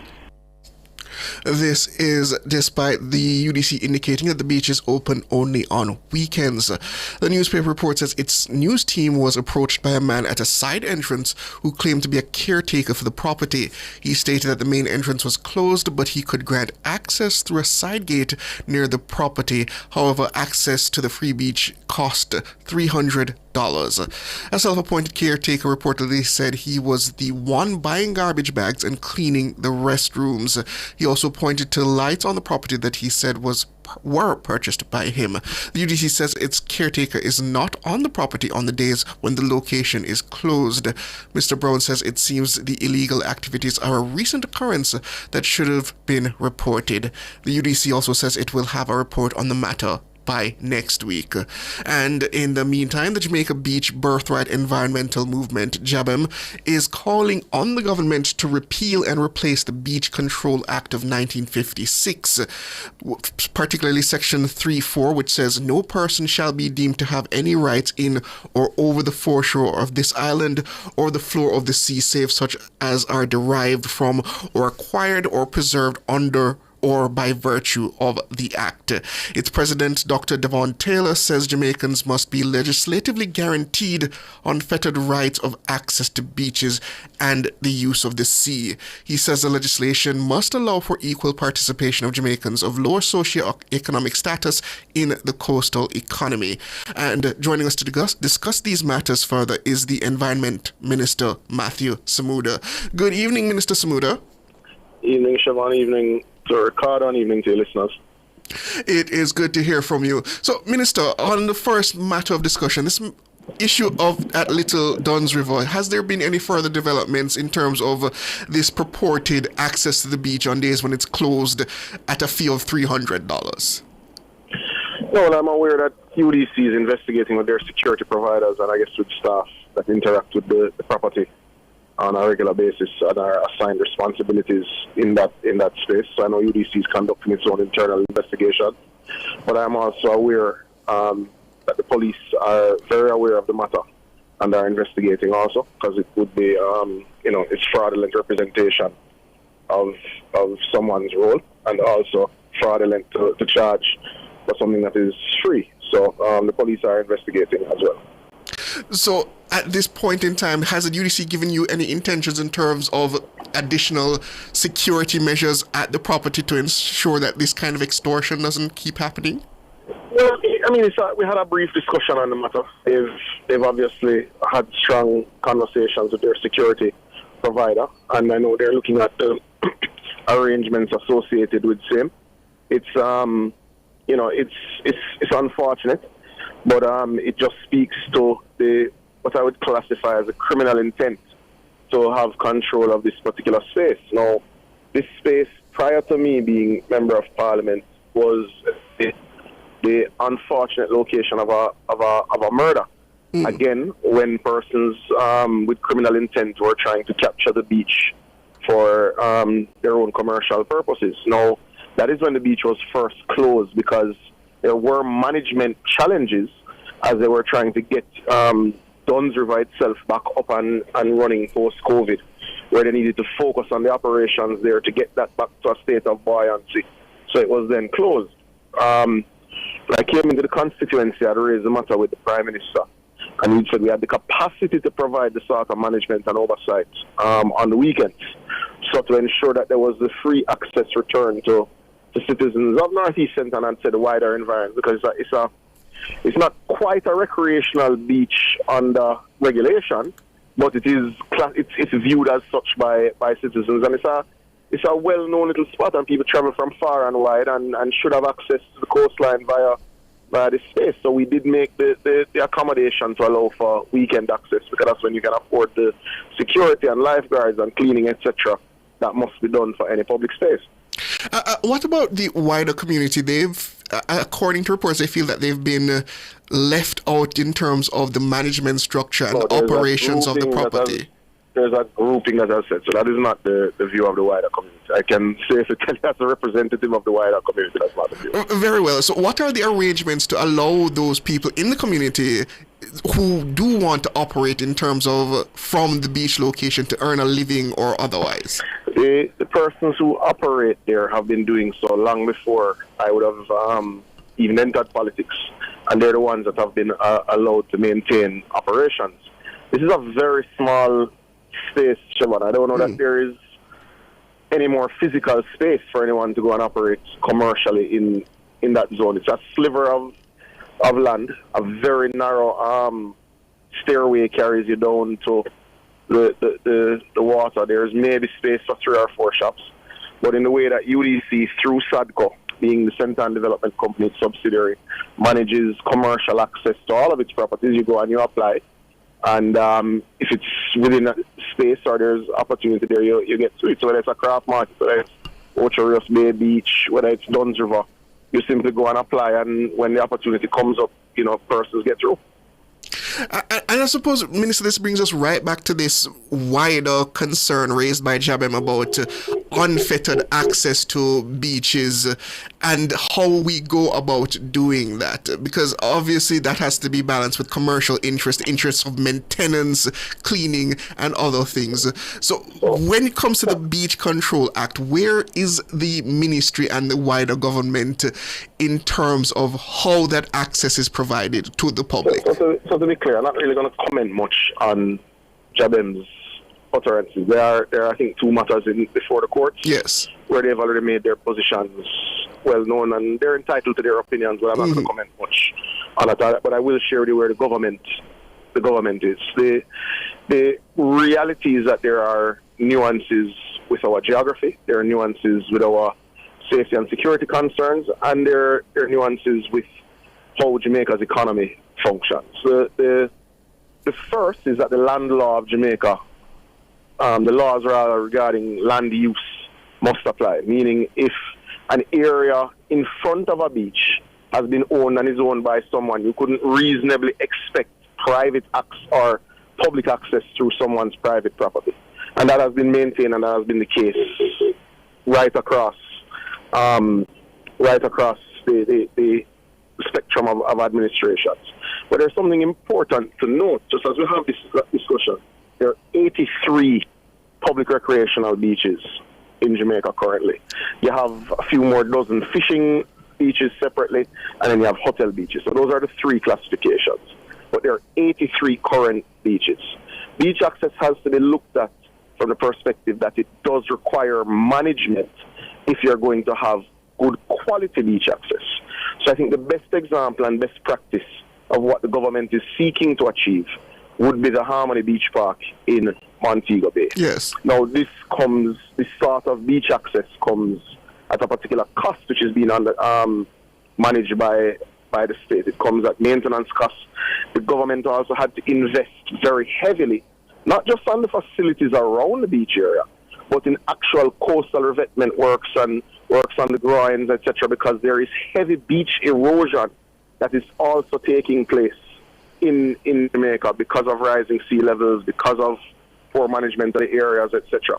The sort of unfettered access that purists call for in this space, we saw what that would have led to in the case of the Hellshire fishing beach. Yes. So unfettered access is not what is required. What is required is sufficient beach access in a practical way, meaning the government will be building several beach parks at the locations within the recreational list of the recreational beaches that we have, and we'll be funding their coastal works, their operations, and will create some opportunities, yes, for commercial activity for those who wish to ply their trade or operate small businesses in the vicinity of those beach parks. And those beach parks will be similarly constructed as was done in Montego Bay. So there is open discussion and going through the process of consultation and final designs and procurement with the Priory Beach, which is also in Northeast St. Ann. There is a procurement exercise underway, I believe, with Hadji Beach in St. Mary. We're going through the legal steps to take to move the Boston Beach in Port Antonio back to the people's access for free access, that the government will upgrade this facility. We're looking at improving the access. I don't know, sometimes you see crazy things in social media, but we're actually looking at the access way and the upgrades required to give proper quality beach access at the Bob Marley Beach Park. And there are several dozen. We're also in the final design stages for a beach park, a public beach park along the 7 Mile strip in the Grill. So we're not just saying, yes, there should be beach access or whatever. We're providing the investment and the management oversight to ensure that Jamaicans have access to not just beaches, but to very good quality beaches, to well-known beaches locally and globally. So we're putting in place the plans to allow that. Now, Jamaica, policy comes before legislation. We're in the final stages of completing the beach access policy, and that, I think, will give great clarity in terms of how the government will approach this issue. Now, in that policy, we will formally declare the need for what you call windows to the sea. Meaning, in your development plans, you'll maintain windows to the sea, so the visibility of the coastline is maintained, even with developments that go along the coastline in particular ways. We will also be introducing, from a regulatory standpoint, the need for what you call corridors to the sea, which we would have shown in Davis Pen in Trelawney, which is a full, freshly paved area which provides access to fisher folk, access to craft vendors, access to those who just wish to swim. But when we discuss beach access, I think we do have to separate the issue of beach access for leisure and beach access for commercial activity. Now, they're often conflated, and I think that is where you run into particular issues. Anyone who's going to do commercial activity outside of fishing, which requires access to the sea, does have to be in a regulated structure and has to absorb has to fit within the usual regulatory structure of the parish councils and TPD and all the other arms of the state. It can't be unfettered access to ply trade without any rules, without any oversight. That's not Jamaica in any category of life. We're a nation of laws, and we have to approach all commercial activity in a regulated fashion. But Minister, will this new regulation supersede the Beach Control Act? Or no, you will complete. So what you'll recall, we would have tabled already the green paper on the beach access, done significant consultation on the policy. Then the policy will now come as a white paper and will become the policy of the land. The policy will clearly state the sections of the beach access policy, the Beach Control Act, that need to be amended. But no, the policy doesn't supersede the law. The policy tells you the direction that you're going and that you'll make legal changes. But to the question I think you're trying to ask, Chevon, is no, the call for, or what's been called for as an amendment to the Beach Control Act is not in line with the policy of Jamaica. It is noted, but it's not in line with the policy of this government. Understood. I mean, as you said, we can't speak to the matters of the court cases, but what is the general understanding when people suggest that they should have access to a beach, even if there is a commercial or retail development, there should be at least some method of accessing that area for leisure? So the government's perspective is very simple. The law of the land guarantees access. It's public property, the floor of the sea and the foreshore of any beach. The land law, or the law related to land usage and ownership, does not grant public access through private property. Now, as we have done with new developments in the last 2 or 3 major hotel developments, we have actually insisted as a part of the development process that corridors are built to facilitate access to the foreshore. Davis Pen is the best looking example of same, and that actually gives this paved corridor that allows people to access the foreshore. So for new developments, that is where we are indeed going. Whether that should have been the case 50, 40, 30 years ago, it wasn't. But that is where the development process is going now as it relates to beach access. And you understand, Minister, that there are some concerns. I can understand the nuances, as you put it, in terms of Jamaica's tourism product, as well as balancing that with the local need to leisure, so to speak, at no cost in terms of going to the foreshore. But how do you now put that policy in place on... Chevon, there are 83 public recreational beaches in our country. And the government has already stated that its objective is to build at least one beach park of the quality of a Harmony Beach Park in each parish, as well as to upgrade fisher beaches, as with the one that was done in Ocho Rios by Port Authority, and several that have been done by the Fisheries Authority. It's also the intention to facilitate increased investment for the beaches which are under the control of parish councils, etc., to ensure that access is indeed increased in terms of number of beaches which are free, but that the quality of that access reflects the standards that we believe our society should have, in terms of the standards of the beach that this society should have access to. So this matter of unfettered access, as in unrestricted access to all areas of the coastline, as in all beaches, is not grounded in a principle of law? It's not grounded in reality that much of the nature, just in terms of how our geography is. If you were to take the time to sail around the length and breadth of the coastline, we have many coves, for instance, and the land in front of those coves would have been bought sometimes decades ago. How are you going to access through someone's private land?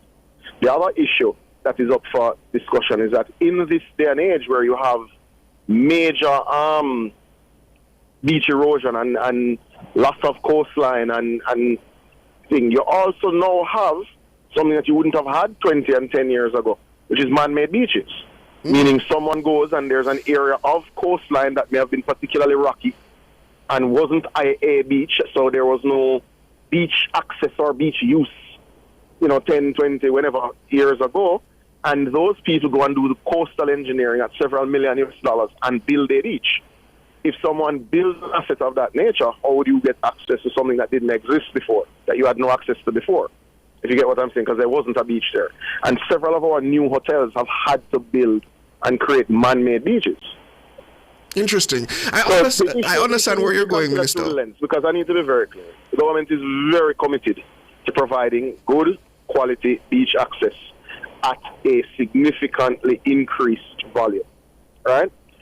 But the government also is very clear that we have to balance the commercial needs that we have for our economy. We have to balance the social needs. And yes, we do believe that our people deserve, have the right, and are entitled to have beach access. But we have to define what that is, where that is, and how you finance it. Because have no illusion, beach access, even if someone doesn't pay, has to be paid for through tax dollars to maintain the beaches, to clean them, to ensure that the coastal engineering where necessary is done, to ensure there's adequate bathrooms, to ensure there's security, there's lighting, there are all those issues. So whether you pay to enter or not, someone has to pay to maintain these spaces, to provide the security for these spaces. So the government has put itself in a fiscal space to build these beach parks and to run them and to maintain them. And that is where we are. The policy will be brought to life with genuine investment. And just to end on that note then, Minister, what time frame can we expect to see that policy come into fruition, the Beach Access Act? So the policy is complete and it's being contemplated by Cabinet, not very long from now. Okay, that is Minister Matthew Samuda. And just to note, we've had the policy benefited from, consultation across hundreds of groups across the country. From a commercial perspective to fisher folks, to fisher village, to communities that live right by the sea. It was a document that benefited from very wide consultation. But there can be no illusion that we are building corridors to the sea within our development processes now. We are building new beach parks to ensure that Jamaicans have access to the best quality beaches that rival beaches anywhere in the world. And we are trying to ensure that we build sufficient number of these beach parks while also improving small beaches like a Little Duns River to ensure that Jamaicans have access right across the length and breadth of our coastline, but in a structured way that doesn't lend itself to criminal capture, that doesn't ignore the nuances that we have, which is that we do have problems with crime and violence, and we do have problems with harassment, and we do require particular economic activity for our country to function.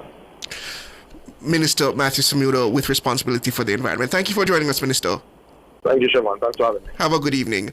More after this, listeners.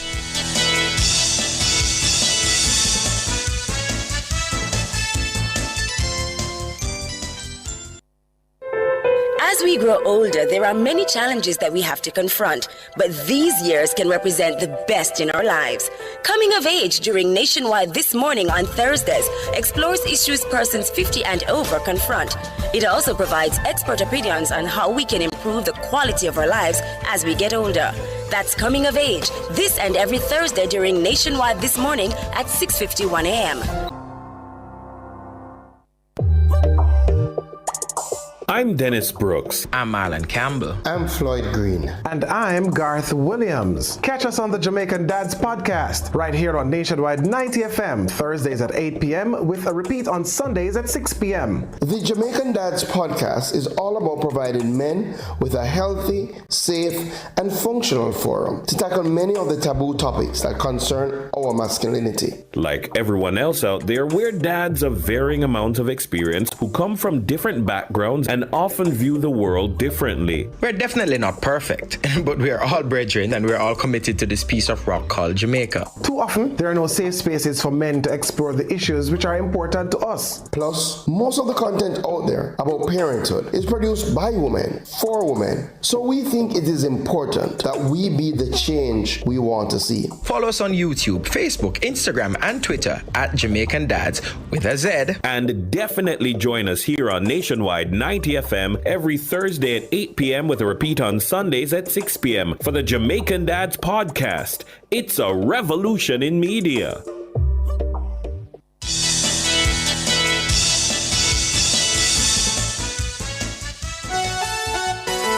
Good God have mercy, hey. Good God have mercy, hey. Lord have mercy,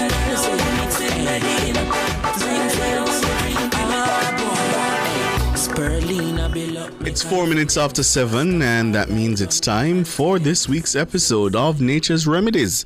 This, of course, is the program to educate you about the uses of natural herbs, and tonight we'll be talking about the black jointer or the pepper elder plant. And as usual, we'll be opening the lines so you can call in with any questions you may have for our resident pharmacognist. By now, you know her very well. Her name is Dr. Denise Daly. Hi, Doc. Hi, good evening, Siobhan, Ricardo, listeners. How are you doing? I'm doing well. Just me this evening. Just you? All right. That is fine. We'll have a grand time. We will, as we always do. As we always do. Right? All right, Doc. Definitely. So the black jointer or pepper elder plant, I never heard of this before. So really? Never heard of it. What is it? Yes. Black jointer or pepper elder, it's within the black pepper family. As in black pepper, as in black pepper, you sprinkle on the liquor, yeah? As in, yes, as in black pepper, you sprinkle on your food. Okay. So the scientific name for black jointer or pepper elder is Piper amalago. Piper amalago. Yes, while black pepper is Piper nigrum. You know, something to that effect, which again tells you its name. Right. So they're closely related. And in fact, in Jamaica, we use the pepper elder berries similar to how we use black pepper, but it's not as spicy or pungent. Right. You tend to use a little more. So in a lot of communities that have it, they use it. So this is and I'm going to look up a picture of it. So this is a tree. What is it? It is more of a shrub. Right? Shrub vine-like plant. And sometimes person will mix it up with another plant that we call pepper elder in Jamaica. That's the peperomia. But this one that's related to the black pepper is a pepper vine. It's within the pepper vine family. Right? So it's very distinct. Even the leaves have that similar smell to black pepper with a little twist and nutmeg, so to speak. So pepper elder Piper amalago. Yeah, yes. I found it. Jointer. Right, I found it. So this now, I'm seeing it. It looks like dried leaves. If you could just put up a picture of it so the YouTubers can see it. So do we crush it? I'm not seeing it yet. What do we do? Do we crush it to get it into the powdered form? Yeah. Definitely. You can crush the leaves. So get the fresh leaves. You crush it. And 1 teaspoon in a cup of water, and you can drink that tea for quite a few things. But I want us to focus on the digestive benefits. So if you have gas, you can drink some pepper elder. And to make it as effective for gas, you can have it after a meal. Right. With some mint. So 1 teaspoon of the pepper elder, 1 teaspoon of your mint, or if you have mint tea bag and you mix it with the pepper elder in a cup of water. That helps to dispel gas, get the burps up. And it also helps with good digestion. It allows your food to be metabolized better as well. All right, so walk me through now how you do that with the water. So you say you crush it, it's in powdered form, and you do what now? You warm the water? You warm the water, you add the 1 teaspoon of the herb, and you allow it to steep for maybe like 5 to 10 minutes. Oh, and so then you don't mix it, you just let it sit. Let it steep, yes. Oh, okay. And then once it's done, similar to how you'd make a tea bath. Right. And once it's done, you can just drink it. You dry it. Yeah, you dry it. Yes. So after you dry it, you just drink it. And if you want to add a little honey or a little brown or dark sugar, right? But if you can drink it with the spice just straight, that will be good. Okay. So those are some of the uses. So hold on, Doc. So because the black pepper, if you, I'm imagining, I've never tried this, but if I'm thinking if you put black pepper in water and mix it up, it might scratch your throat, no? Because it's spicy, eh?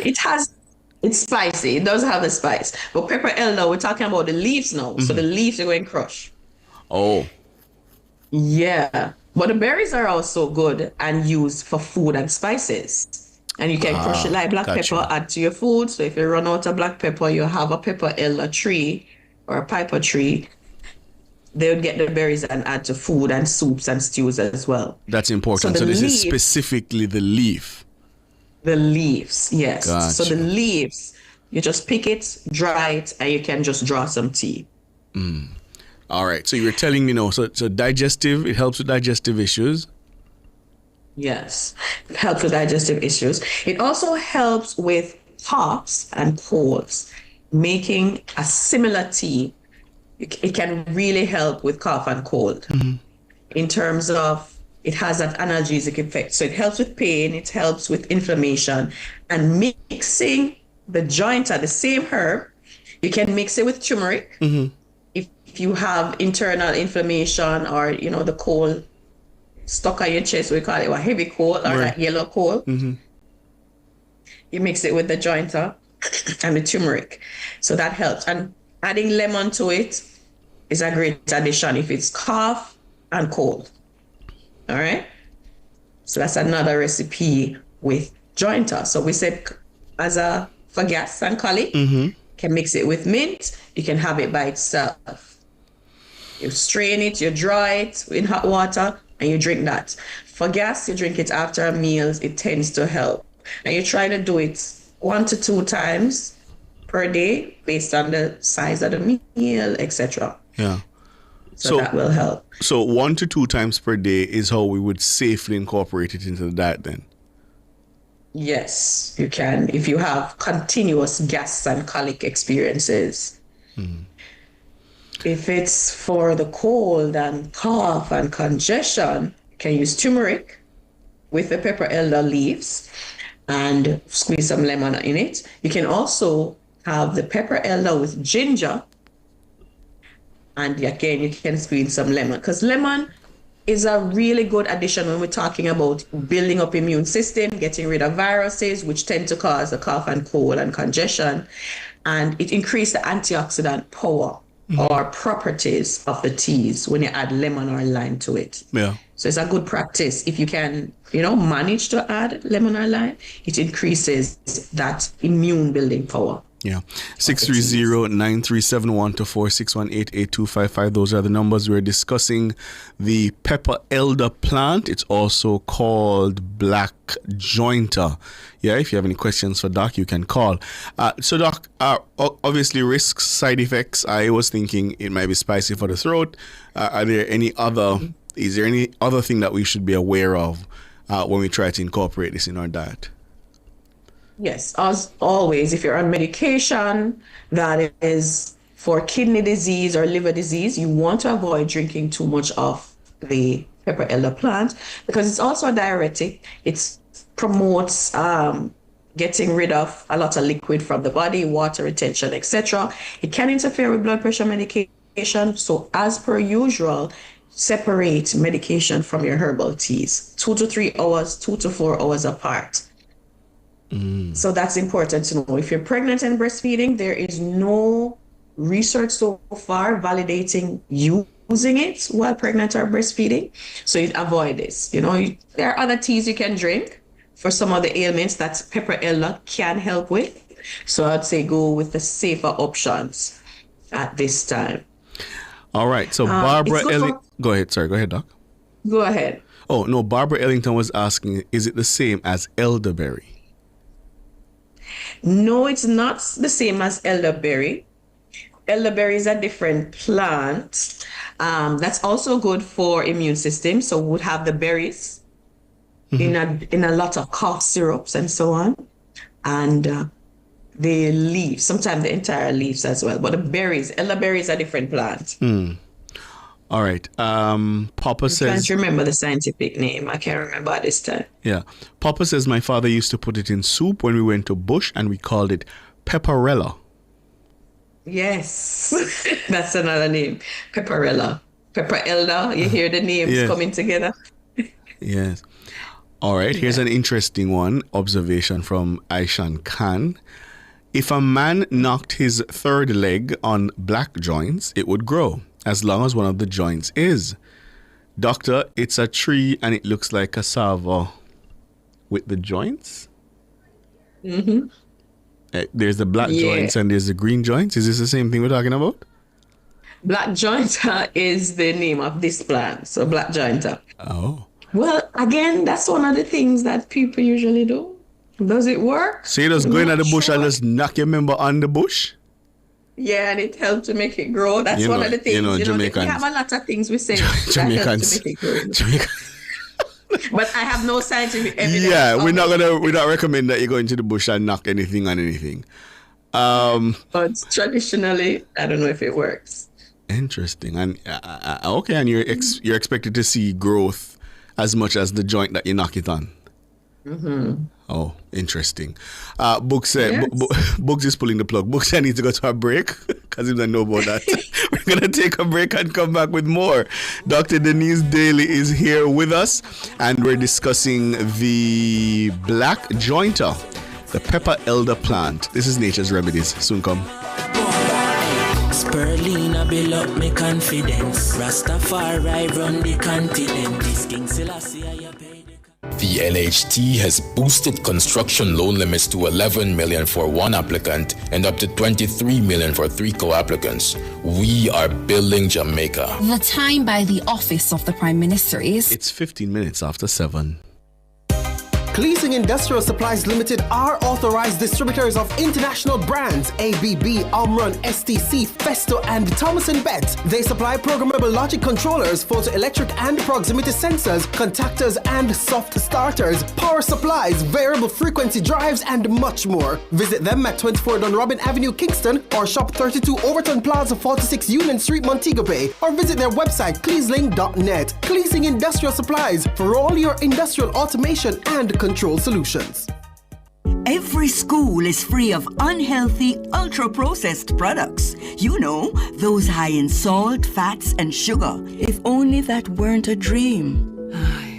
The reality is that many children have an unhealthy diet at school, and 23% of them are overweight or obese. This can lead to hypertension, heart disease, and type 2 diabetes. Let's protect our children's right to health with a policy for schools that prevents unhealthy food marketing and ensures access to nutritious foods. The time is now. Let's implement the National School Nutrition Policy. A message from the Heart Foundation of Jamaica and partners.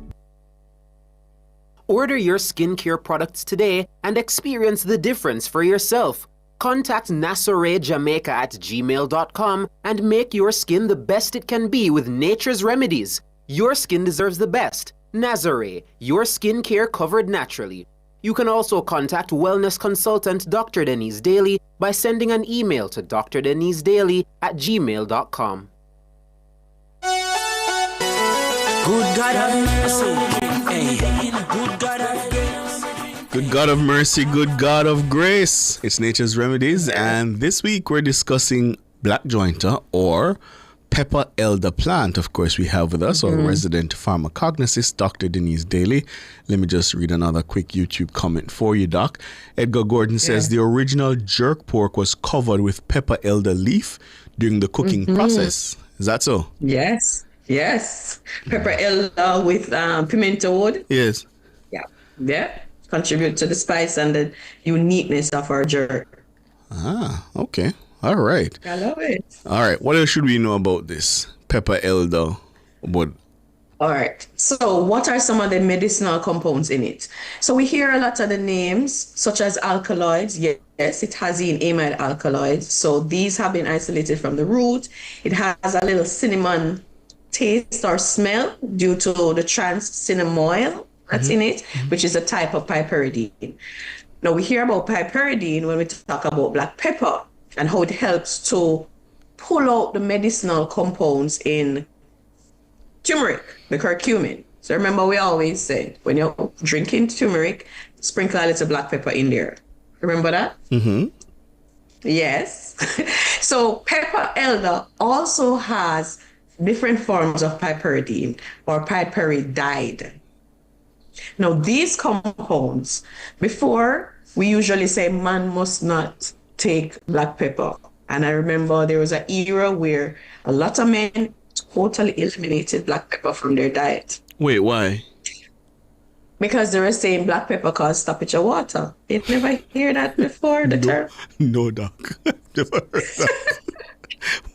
All right. So there was an era where no black pepper, ackee and saltfish was white. No black pepper. What? Because of that, that word, that being said. Now, with research... Was there any truth to that, though? That's what we're getting into. There is some amount in that. Black pepper has in piperidine, which is very strong.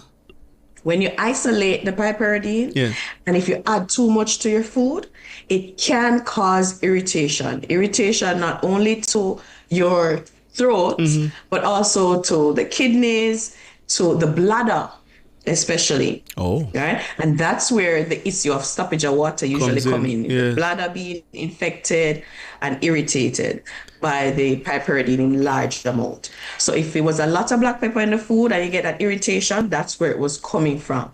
So the dash and the pinch are usually fine. Okay, so that's how we got back to the spicy ackee and saltfish. We realized a pinch is fine. Yes. So then they overdo it. Overdo it. And again, it goes back to temperance. Like keep it, temperate. Just enough. Elizabeth is saying, that's true, Ricardo. Men don't like black pepper. And Papa says, yes, Ricardo, I did stop. So Papa is saying, yes, he did stop because he was afraid of the stoppage of water. Errol Jones says, I can clearly remember that era, Doc. So, it was apparently a thing. 630-9371-2461-88255. Any questions you may have for our resident pharmacognosist, Dr. Denise Daly, now is your chance to pose them. Where can we find this black jointer or pepper elder plant? Where is it most commonly grown? All right, with pepper elder, I've seen it in all the parishes in Jamaica so far. So throughout the Caribbean, in fact, our species, we have a particular variety that's endemic to Jamaica, and we have different varieties that's within the Caribbean and South America. So within the parishes, once you have some amount of wetness or it's not a dry soil, so if you think of internal parts of the parish, St. Ann, Portland, Upper Clarendon, going into Westmoreland, etc., and so on. So some amount of moisture, you can have the pepper elder growing there. So like a little moisture. And do we have to dry the leaves, or the leaves can be used as green as I saw a picture of it earlier? Yes, you can use the leaves green as well.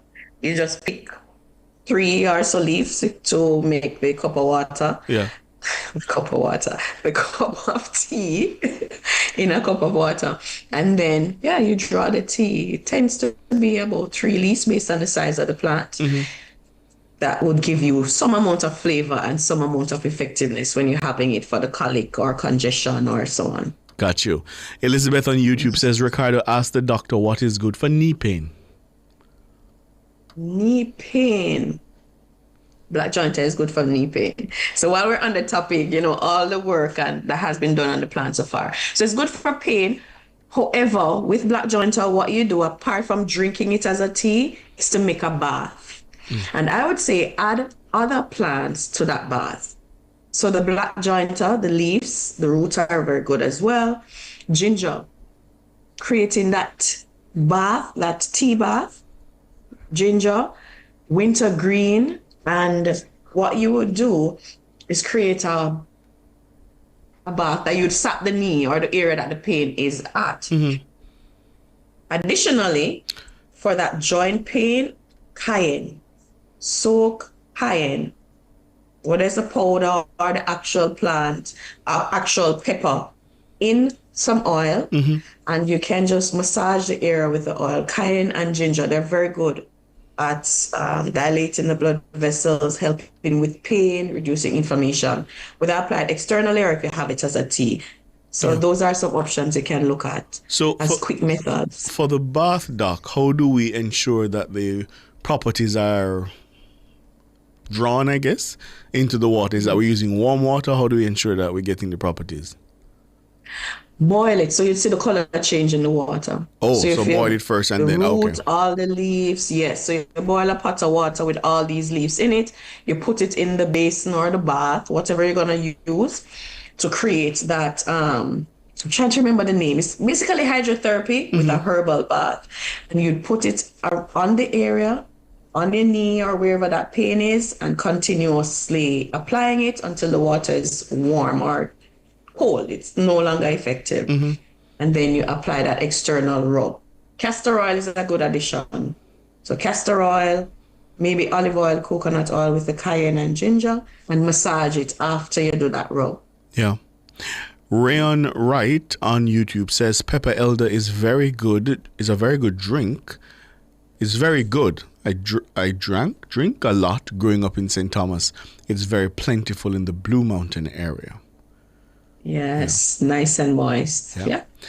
Michael Stone is asking you, Doc, can you ask what can be used for back pain? Back pain. Lower back pain. Well, most back pain you'd need both internal and external. Whether it's the nerves or whether it's the muscles or the bones itself, you want to have something internally that's allowing you to help get rid of inflammation. So turmeric is good. Moringa is a milder herb, but it does help. Neem is a mild herb, but it does help as well. And I'm trying to remember the name of this other herb that is quite spicy. I can't remember it. So I'll look it up and I'll let you know. Or you can always email me. So having some of these teas, good old ginger and cayenne, if you can manage to drink like half of a quarter teaspoon cayenne, ginger, and you can have it in milk, whether it's almond milk, coconut milk, have that will help. And externally, you have to create a massage for yourself externally, whether it's the water bath. And another thing I love to do externally for pain is activated charcoal with psyllium. You mix those two in water, apply that plaster to the area, and they basically wrap it with cling wrap, or what do you call the one that sticks on. So you can just wrap it and allow it to stay for a couple of hours. And that helps to reduce any inflammation in the area that is painful. Dale here is agreeing with you. He says black jointer is the best thing for colic. Yes. Yeah. Rastadius Wright is saying that you can use pear seed for knee pain. Just grate it and dry it. Pear seed. There are quite a few seeds, such as pear and apricot, and that have been used for pain. My thing, when I look at some of the seeds of that type, you have the amygdalin in some of them. So it depends on how you process it. But then if you're not drinking it, externally it's good. but there are some other herbs that are very effective or more effective than the pear seed for some ailments. Yeah. But if you look in the kitchen and that's what you have, make do. Can help you at that time? Yes. All right. So, black jointer, pepper elder plant. What should we remember about it, Doc? All right. So we remember that it's similar to black pepper. It's in the same family, the pepper vine family. It is great for colic, digestive issues, congestion, cough, cold, and that same bath for pain can be used if you have a fever. So try getting one of those plants, plant it near a shady area that's not too much in the sun, and start investing in getting medicinal plants near you for quick access. All right. Yes. Sorry, let me just... Okay, I was trying to find this one. Bevlin is asking, what's good for gallbladder stone? For? Gallbladder stone. For gallbladder? Yeah. For gallbladder, do you remember the herbs? Some time ago, we spoke about this herb. Seed on the coat. Seed or pitney palm bark. No, I don't remember that one. Seed on the leaf, seed on the coat, pitney palm bark. It is common in Jamaica, right across. If you look down, if you look at the picture, you'll see it. It is excellent in removing gallstones. Having it as a tea twice a day, and it will help. So I would add it with moringa. Moringa gives vitamins and minerals that can help the kidney to function more effectively. But also, and then this plant, the seed undercoat, I'm trying to remember the scientific name. It starts with a P. I'll get it. That's very good at reducing gallstones and allowing them to eliminate. Yeah. We have a caller, Ed. Good evening, Ed. Yes, good evening. Good evening. I hear you talking about black giant. We call it black giant. Yes. And the pepper elder. Yeah. They are two different things altogether, you know. Two entirely different plants. They look very much alike. But the black giant, as it suggests, have darkness around the joints. And the leaves, while it looks more like the black pepper leaf, the black pepper that grows on the vine, it is very shiny, like a glass on it. And the pepper elder is a more crinkly leaf, same kind of shape, but it will have, like the black giant, it would have like single leaves, like the black pepper vine. But the pepper elder that bears the little string of more like a blossom, not really fruits, but it grows easily. I have a property in the Blue Mountain, and the black giant is there all over the place, but not one pepper elder except the ones that I plant. So I think you have to be careful about calling the pepper elder black giant.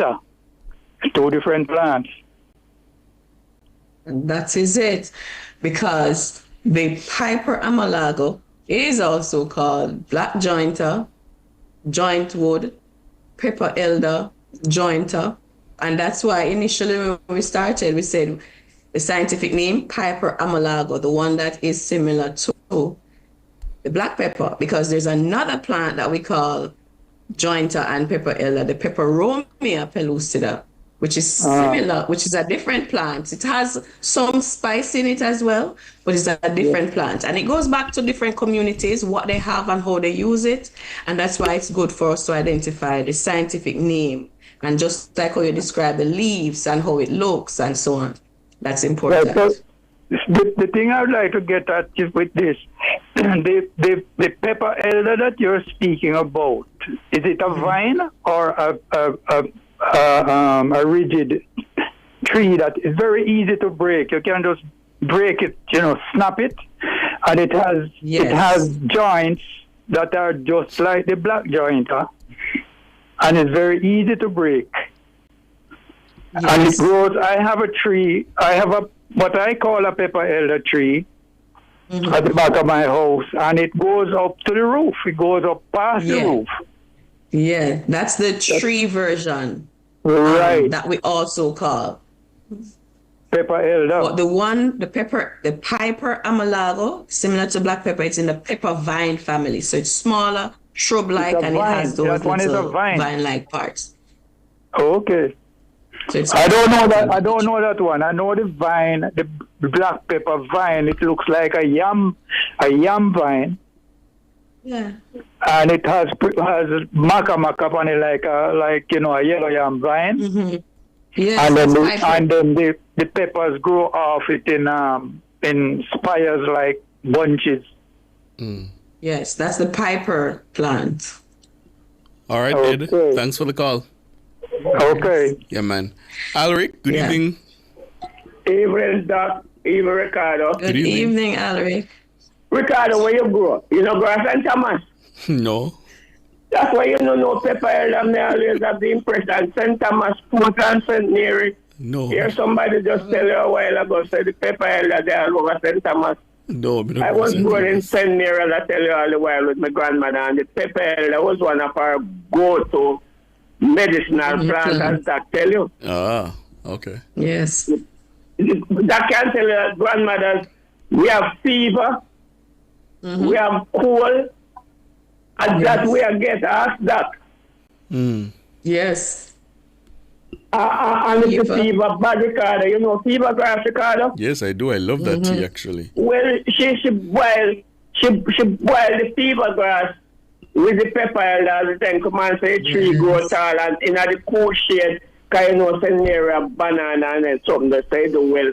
And we get that to drink and we have to be the night to Ricardo. It's a put in a bad pan when we are like a boy around a bandung and we have to be in that and 2-3 days fever gone, cold gone, granny medicine.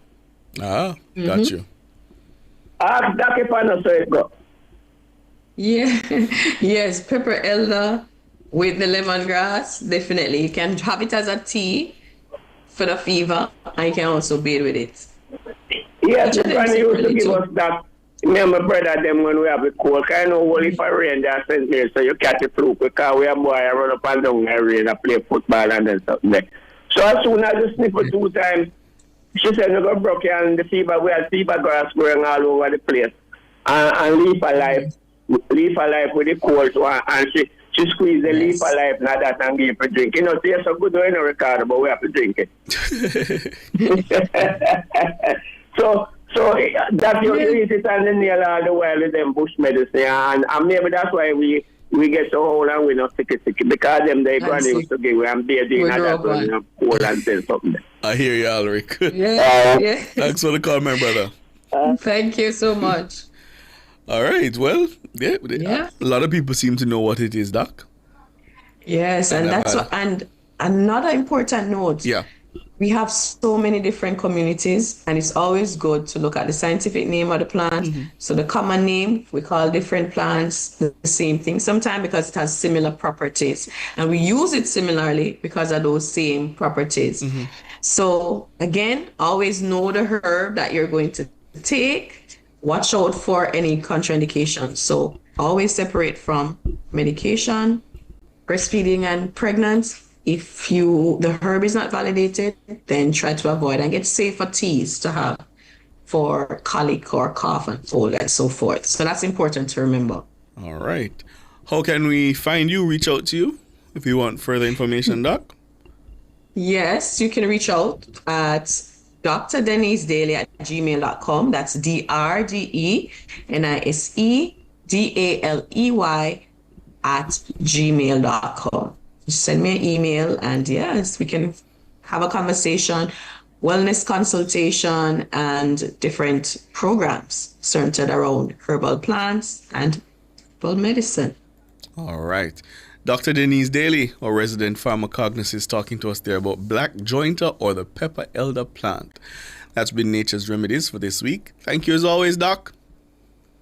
You're welcome, and have a good night. I appreciate it. Thanks, Doc. Dr. Denise Daly there. I really have never heard of it, the black joint or pepper elder plant. So I learn something new every Tuesday. All right, we're going to take a break and come back with your calls, 630-9371 to 4618-8255.